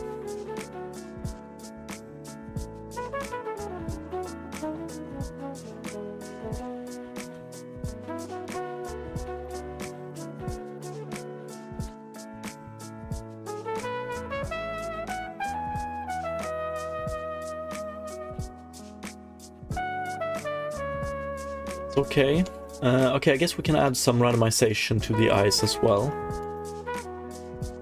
Or more randomization, I mean. We probably want to offset it to Y as well.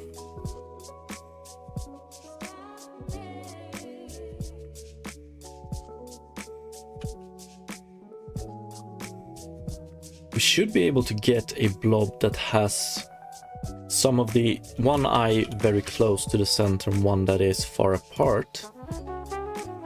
So something like this, I think, should be possible.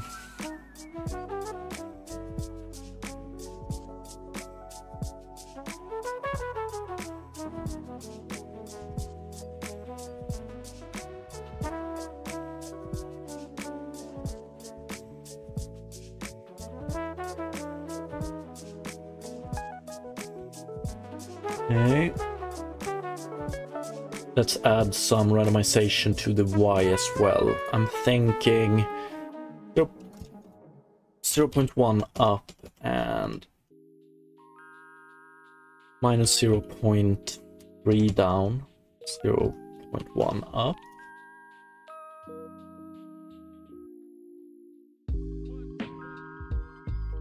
Minus 0.3.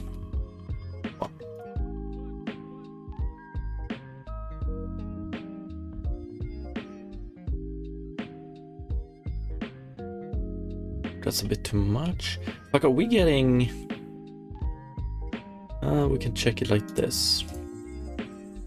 Yeah, we're getting widely different. Okay, this is a little bit too low, maybe. I don't know. Not too bad, not too bad.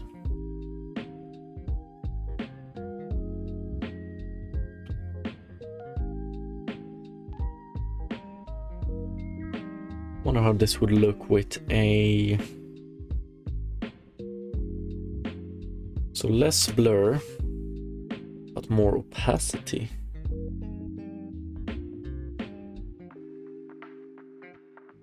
Volume density. Yeah, you could get something like this. But I think that's good, actually.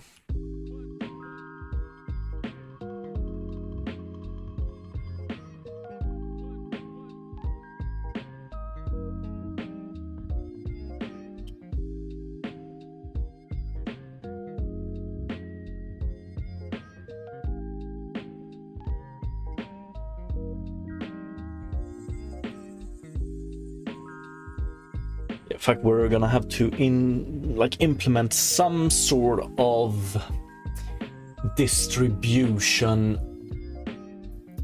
node, I think.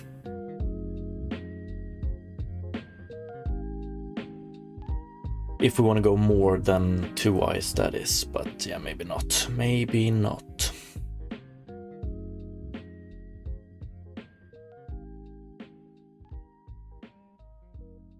But let's see if we can randomize the eyes a bit more. I don't want to randomize the color right now, but we can randomize center size. Probably don't want to go...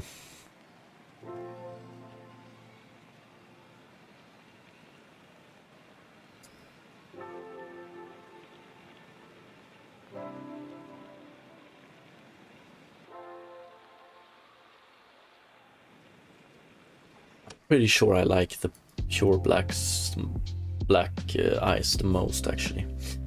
But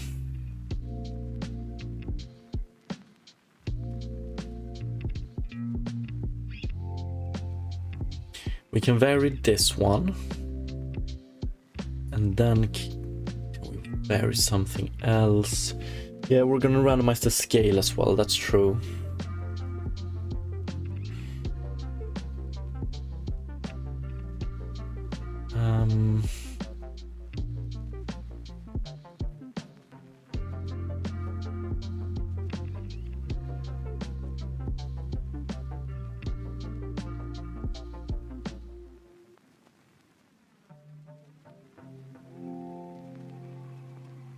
It's like I'm forgetting something I want to randomize here. Maybe it's only cursor size.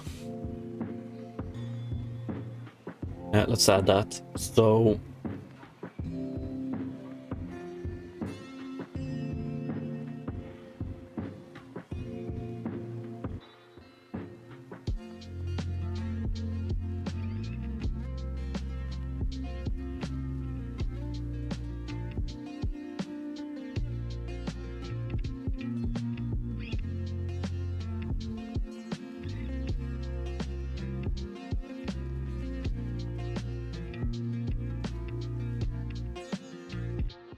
we're gonna randomize the scale here.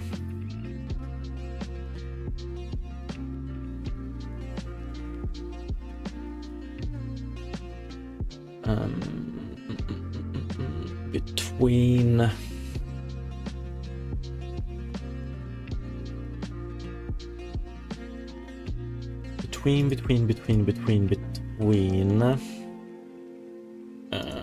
fuck it, 0.2, 0.2, 0.2, and 0.05. And we want to randomize the other eye as well, which is going to make most of them look a little bit weird, I think, but I like the idea of like, if you want to get a perfect blob, you're gonna have to breed them, pretty much.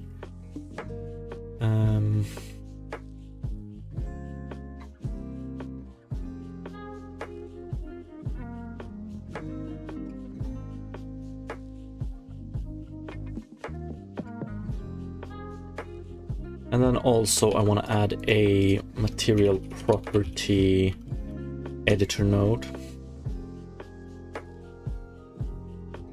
The problem here being that it only takes a material currently, so we're gonna extend this one so it can take a game object as well, I think. And then we're gonna have to fetch the renderer. Is that weird?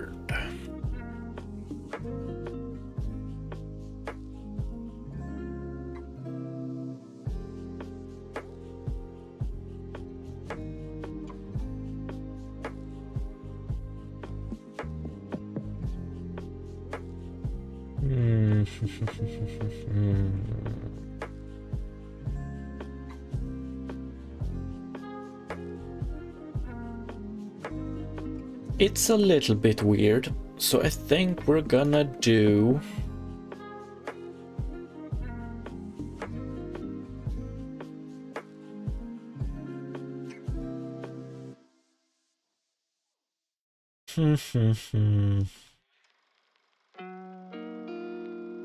but it would also be extremely handy if we could just do get render. Yeah. We're gonna extend it. So add space options to set transform node is already done. Let's add input option to set material.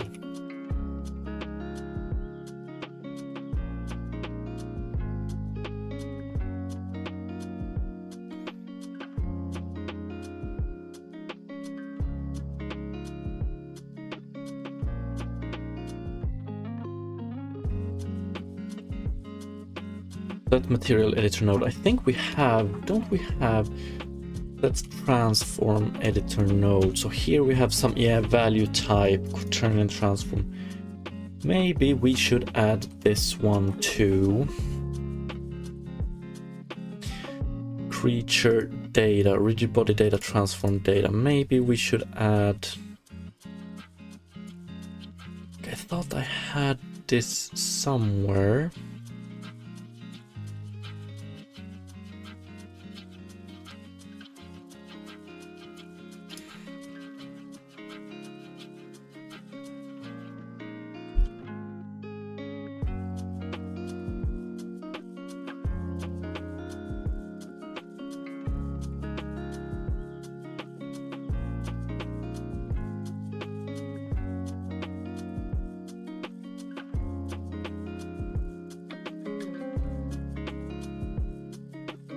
We have creature generation strings, but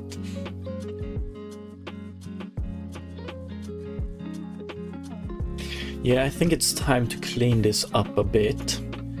So we're gonna do something like this.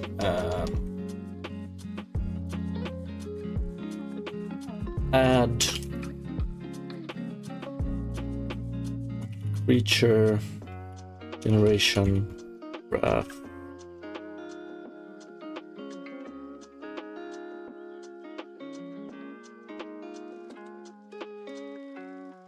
Type.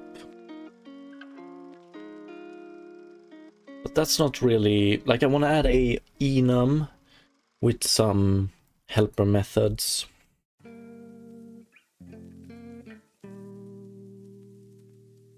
Where do we want to put it? Creature visuals.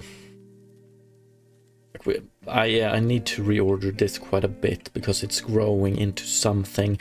We're probably going to reuse a lot of this in other classes, so I'm thinking of going graph helper or something, graph type, graph.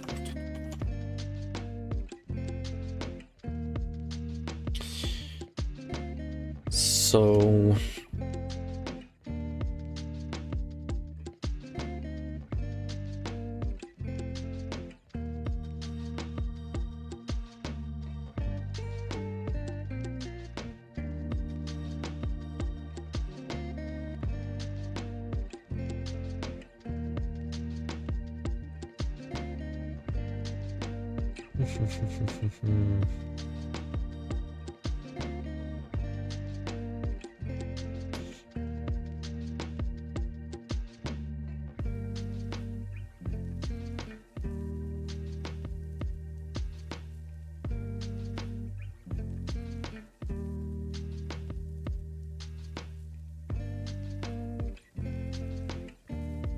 and we're just gonna go fucking crazy here, I think. Graph toolkit value type. I want to add some nice namespace here as well. So for this one we have this. Let's do...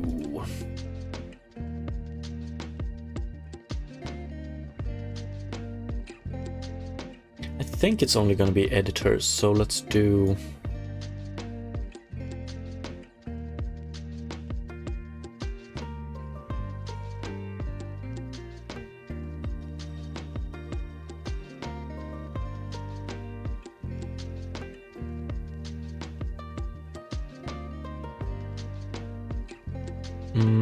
And we don't want this to be a class, we want it to be an enum, and then we are gonna do, fuck yeah, game object, material mesh, skin mesh, renderer, bounce, transform, creature, rigid body collider, pretty much everything. But I'm thinking of, we want to structure it in some way. Game object, transform is a component, mesh, skin mesh renderer component, creature, figurable joint,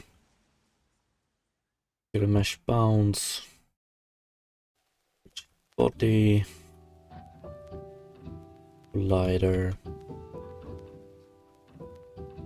creature, something like this.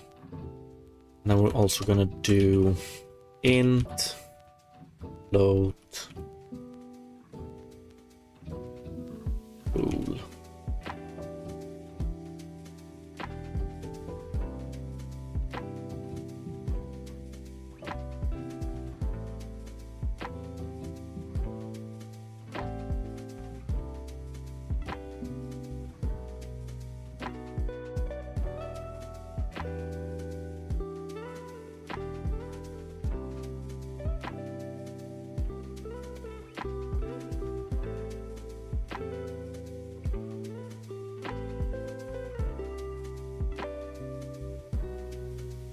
Guess we can start with something like this.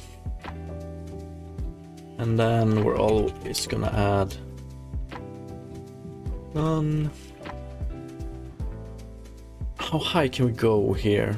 Is this represented by 32 bit? It should be okay. Let's do 10, 11, 12, yes. And then we go...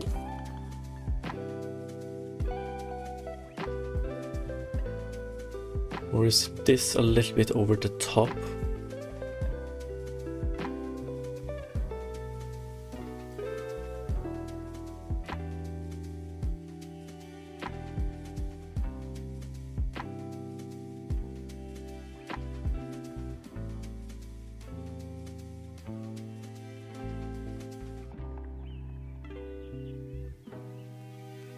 Vague, but let's see.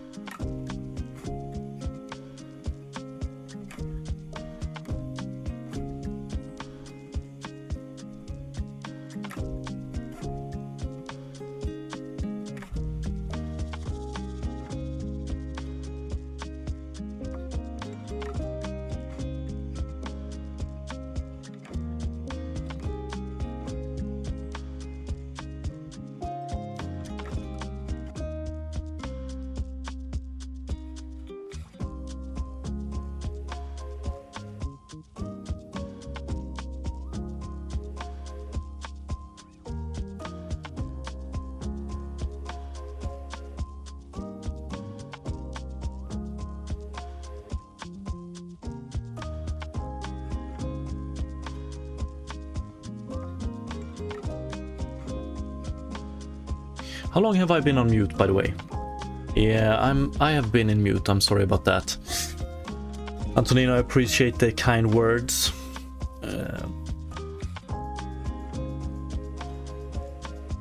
And Derek, I'm seeing stream unavailable due to policy violations.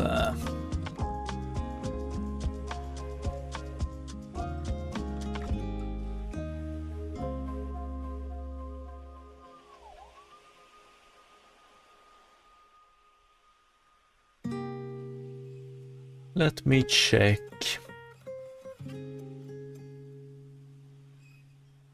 I love YouTube, but these wrongful copyright violations are... They do suck.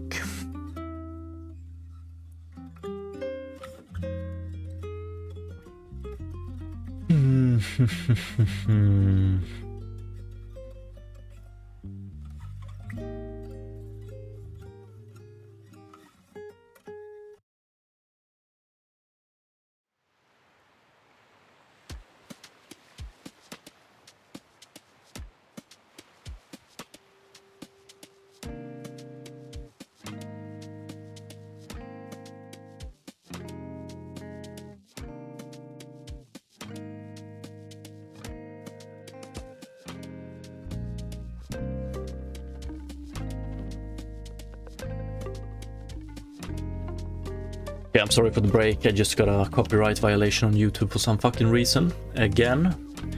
So we're gonna do the last 30 minutes on Twitch only.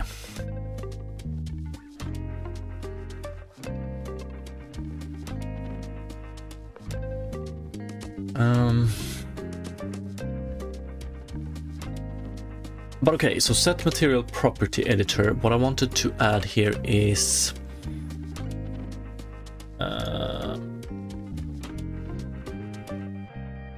So, property name value type. I think we want to change this one to get default in. Nah.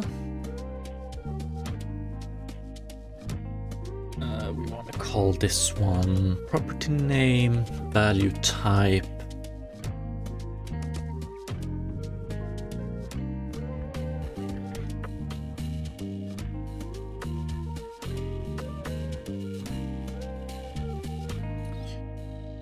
So I want to set, yeah, this value type right here is what we want to change. And we're going to change it to input. So let's take this one and add a second one here. It's going to be value type, but it's going to be get default input. Thought we had some for this one.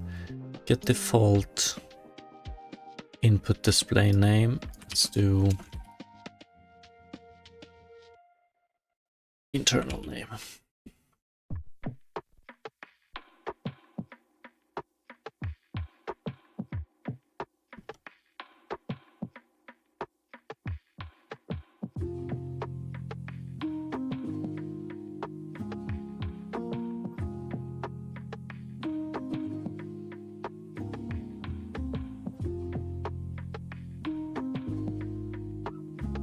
And then we want to change this one.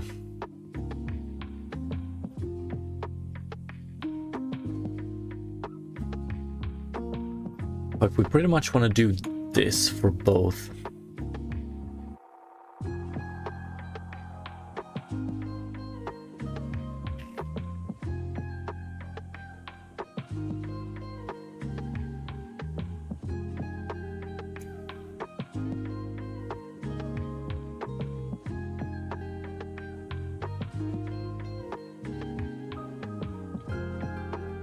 I think we're gonna do this. We're gonna be a little bit cheap here.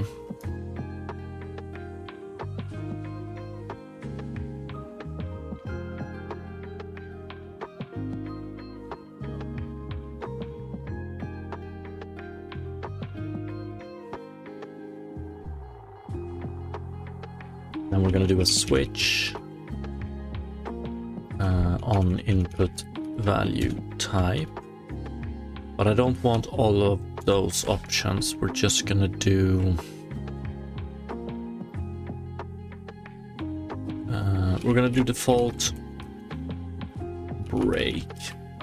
But we're gonna do case value type, not int, but material.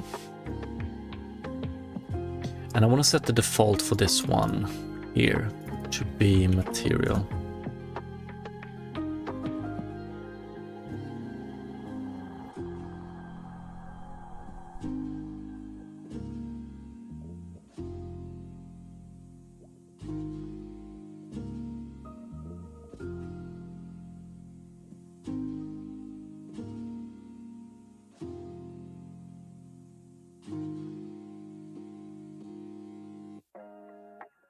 Something like this, I think.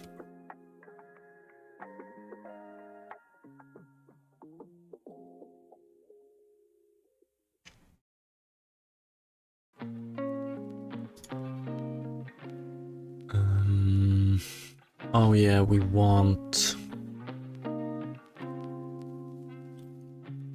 value type, value.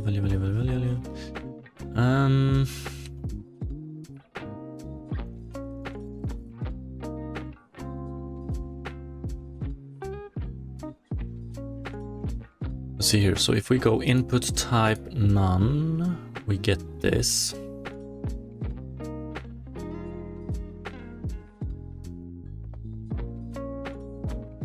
Value type quaternion. Oh yeah. Okay, I get it. I think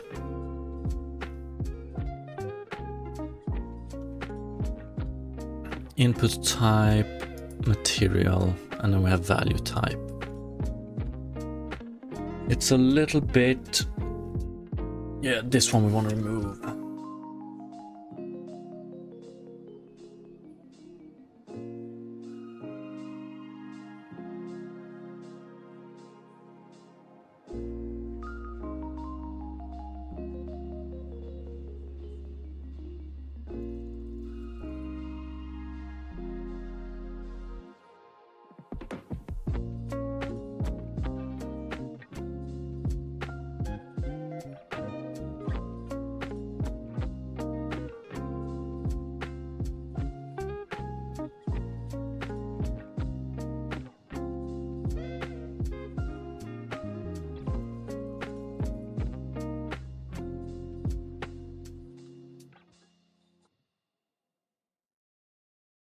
And value or input type will only have the option of material, or I guess we will have all of these options. Maybe we can fix it, make some nice,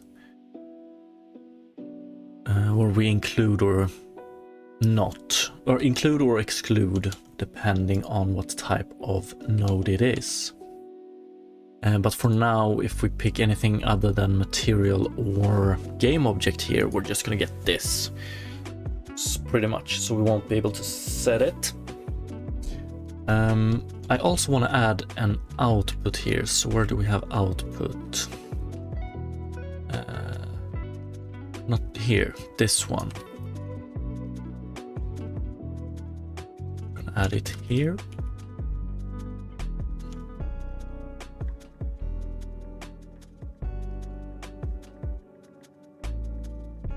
But we probably want to add output, or yeah, maybe we can do something like this. Get internal name.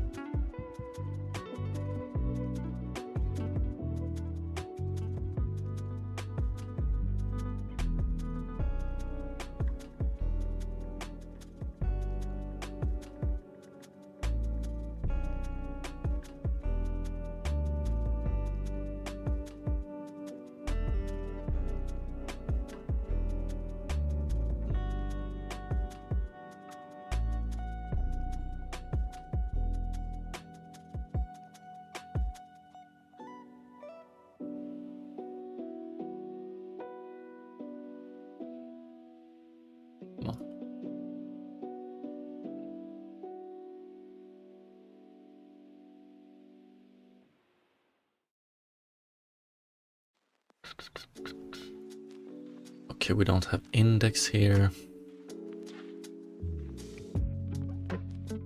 No, we don't need index here.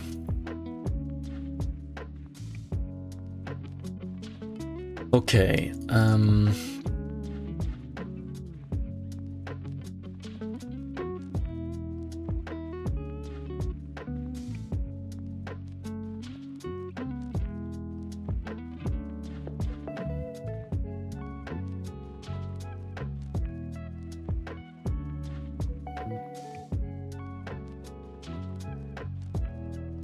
input type material, then we get material input and material output.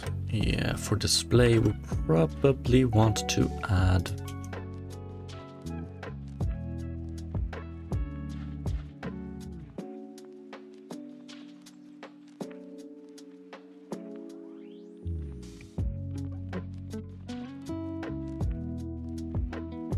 it's a little bit, yeah, fuck it, let's keep it. Okay, this is good. I want to fix one last thing, and that is I want to add the option to be able to do this with game object as well. So we're going to do case value type game object and do it like that. And then we're going to have to fix. You know what? I'm not entirely sure I want to. Yeah, I think we're going to have to do runtime here, because we are going to use it at runtime as well. Not too often though.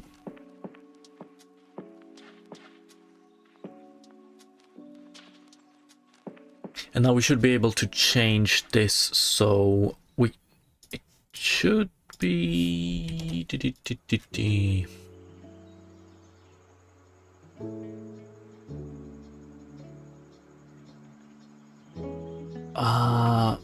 not runtime, but just game.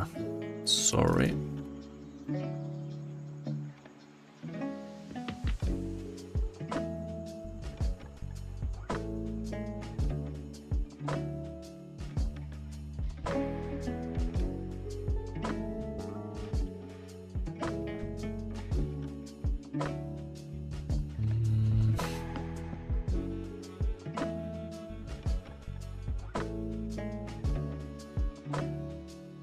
I think it is.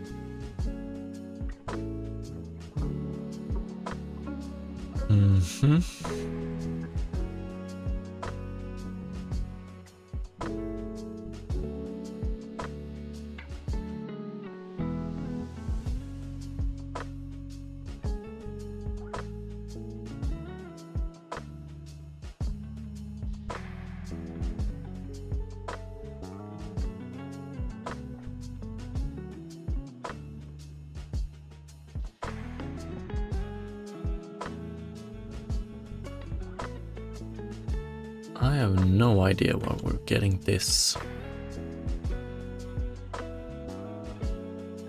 error. Is it because of these? No, we actually have a problem when we try to render it.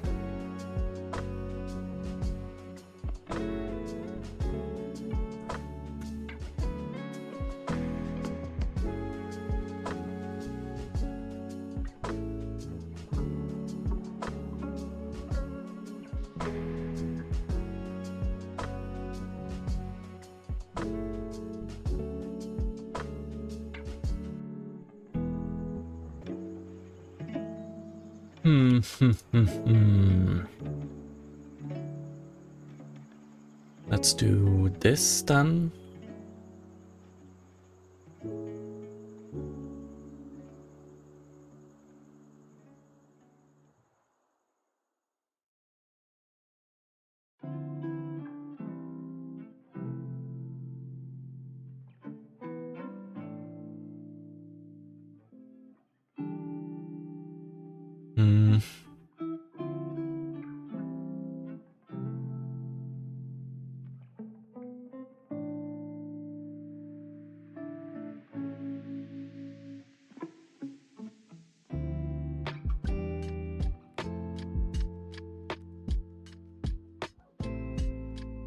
Okay, there we go.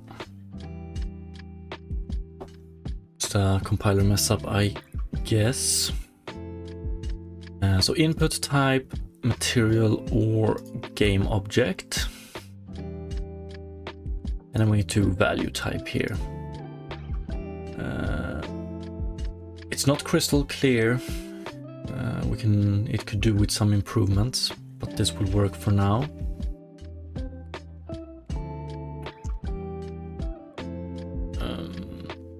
So what we want to do here is we want to remove these.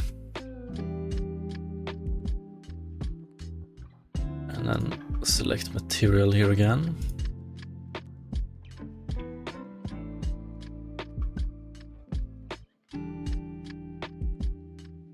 And this one should be int here.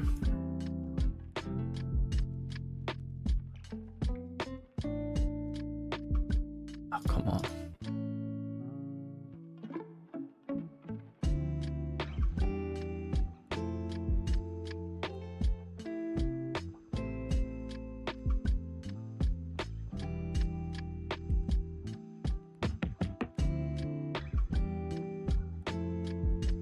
Okay, something like that. And then finally, nah, not really. Soon. I want to see if everything still works as it did. No, we get one error.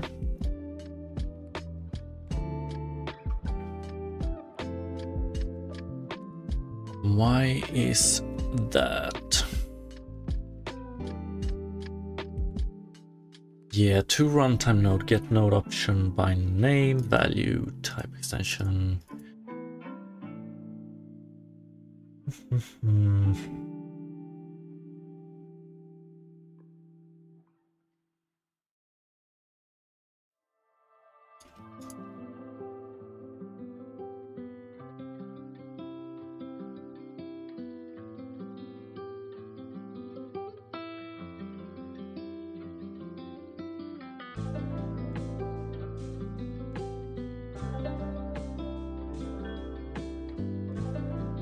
Material color.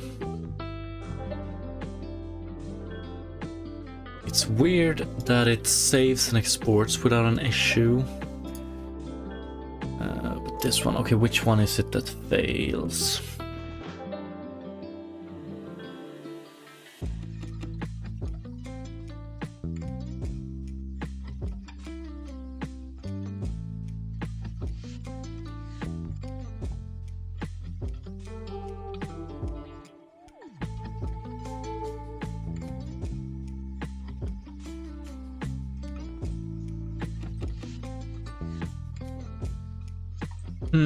Okay. Are we having a serialization problem here with our visual generation graph?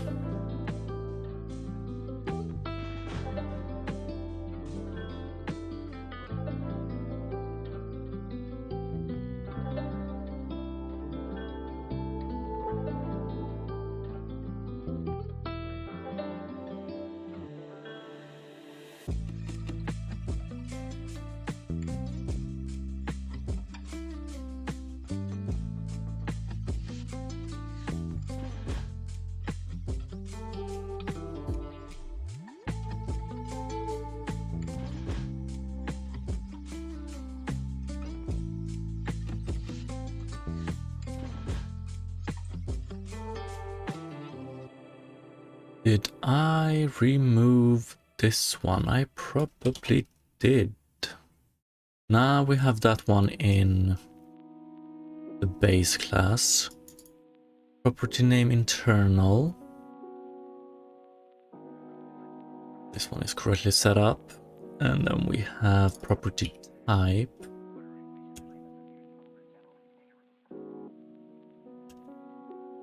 That's also correct.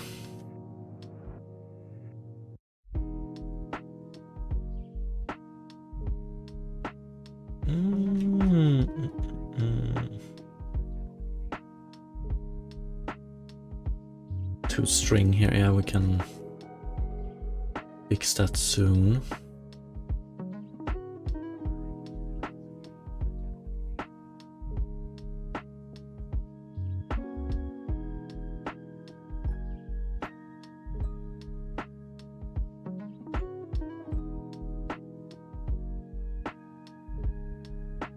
Okay, this sucks.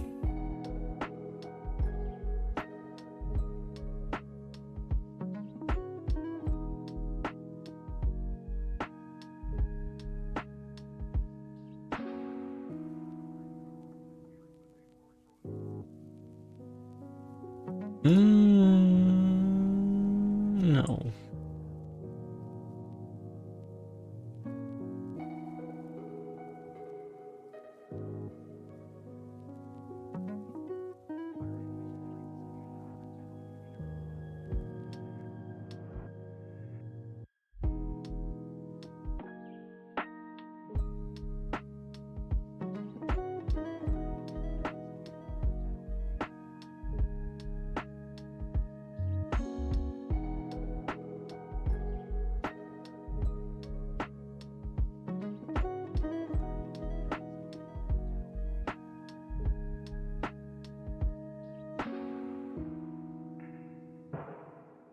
Yeah, we're probably gonna need to look exactly where it fails.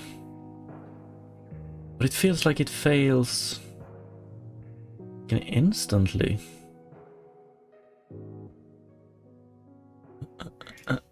Which is the weirdest part.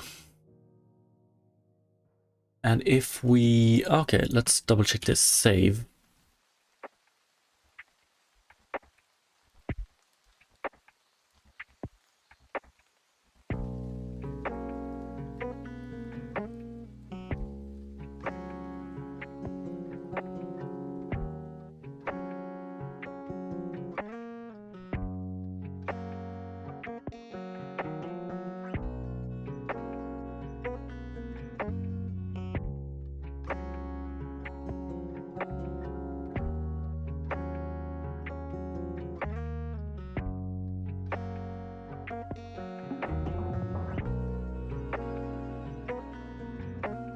Okay, something is wrong with...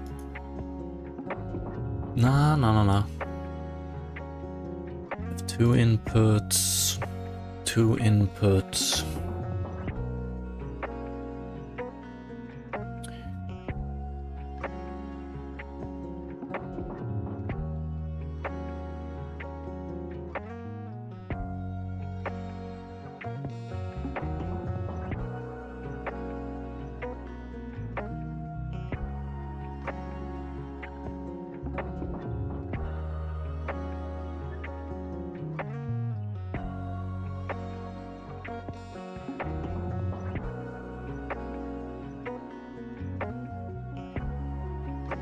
Oh, is that so?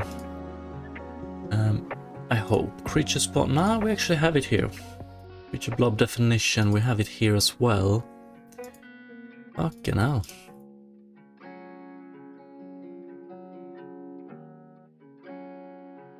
But could it be creature spawner?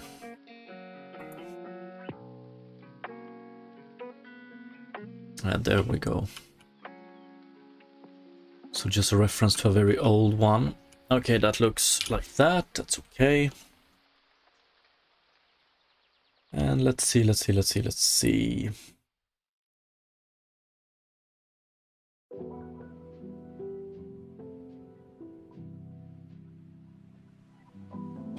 So what I want to do is we want to jump to set material property runtime node, because what we're gonna get here is, yeah, we're gonna get an input value, but I also want a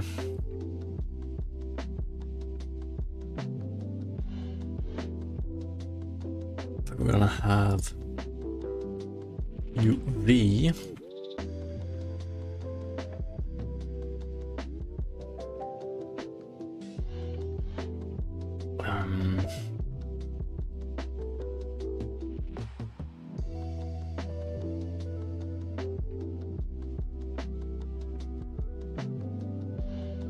I want to rename this one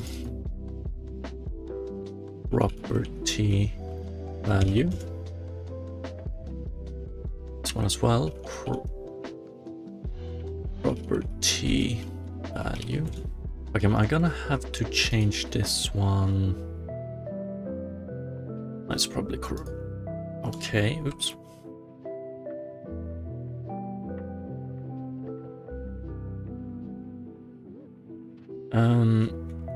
Because what I want to add here is serialize. I want to add it first. Private v input type, maybe.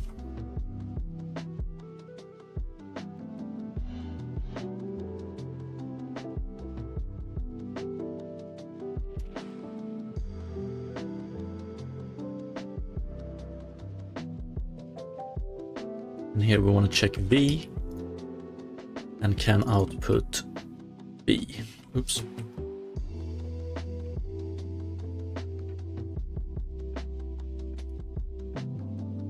Fuck.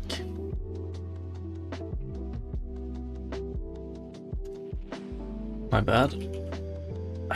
And here try get input b, but maybe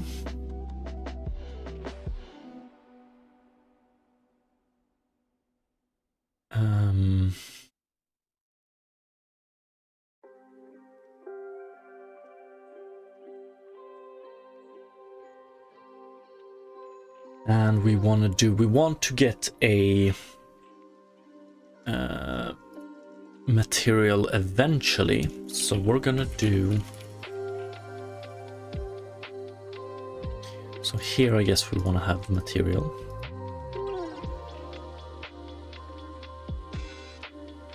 But the question is how we get it.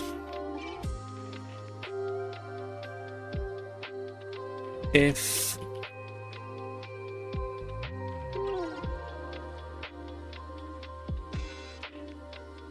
yes, something like this.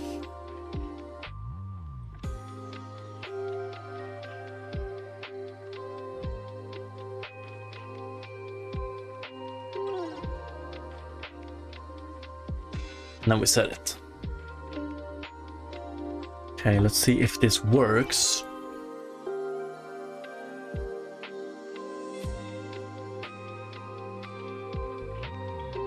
Yo, what's up, Scafer? Did you solve the value connection situation? We don't have it solved yet. I was actually waiting for you to enter the stream, and then we could continue solving it, because it's not high priority right now. But unfortunately you dropped by like 9 minutes before I need to leave.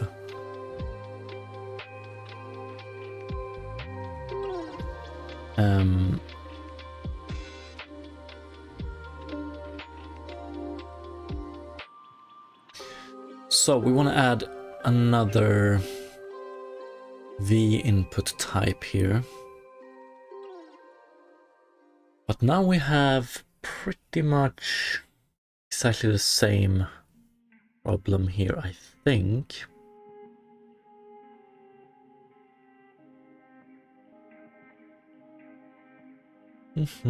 Or a very similar problem.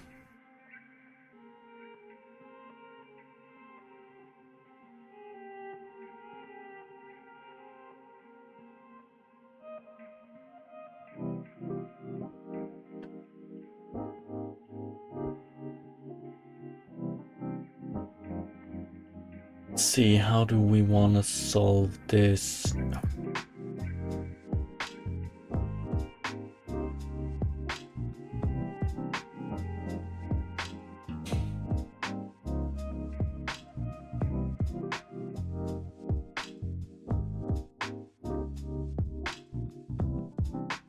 You know what? Maybe we can actually do it like, so we skip this one. We skip input as well.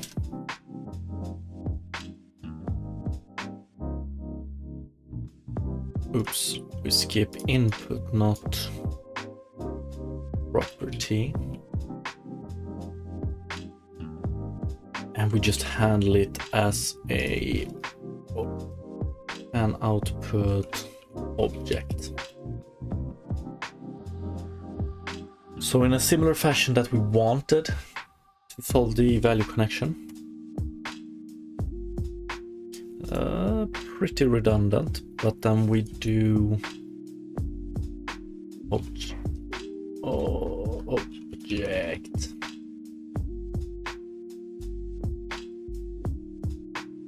And then we check if input is material, get the materials like this. If it's an object or game object, we do it like this. And then we are done, I think.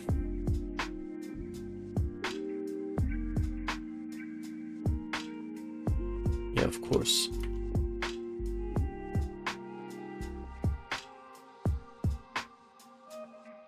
But I also wonder, maybe we don't yeah. That's how we want to do it.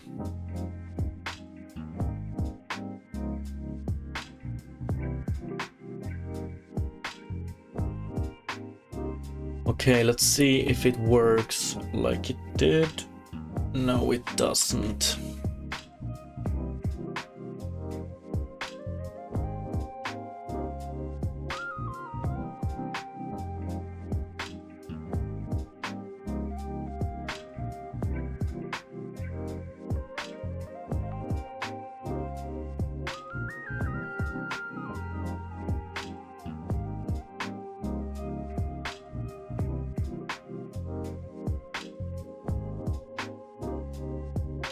Yeah, because we're gonna get a fail here, I think. Where are we?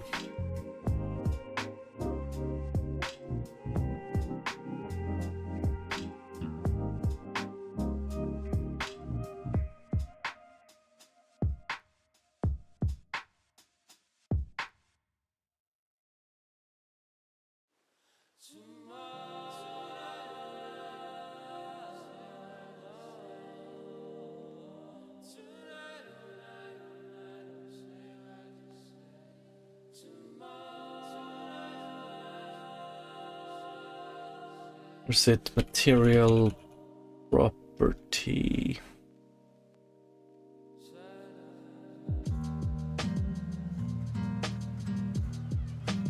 Material.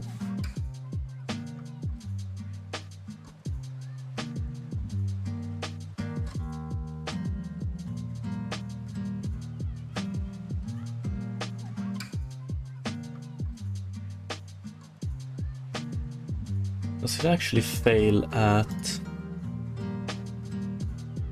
this point?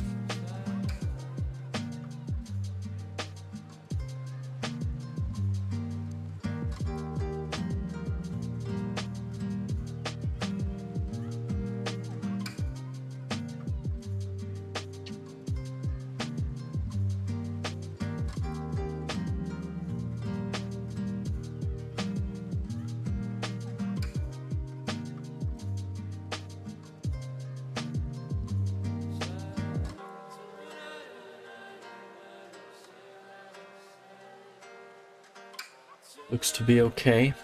So now my question is this just a serialization problem again?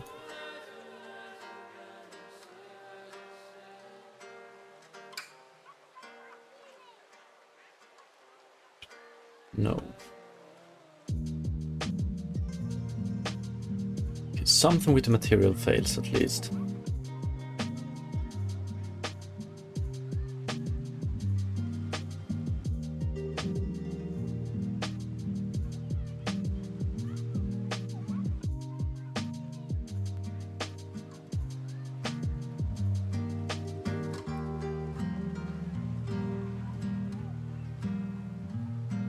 Yeah, right at this point, but we don't have...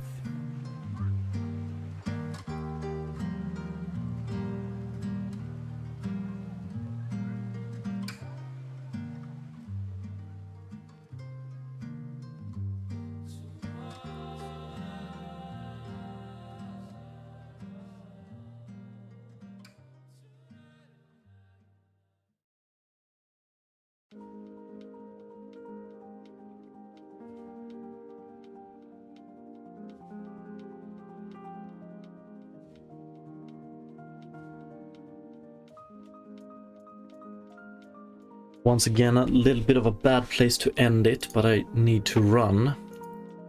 And I have no doubt we're gonna solve it tomorrow. But I'm wondering... Yeah, it's something with this one. We don't even have that material property. We don't even execute those. We'll solve it tomorrow because unfortunately I need to run. But great progress today. I have no doubt we're gonna have the ice in place tomorrow. So thank you so much for watching, everybody. Appreciate it, and hopefully we'll see you tomorrow. Peace.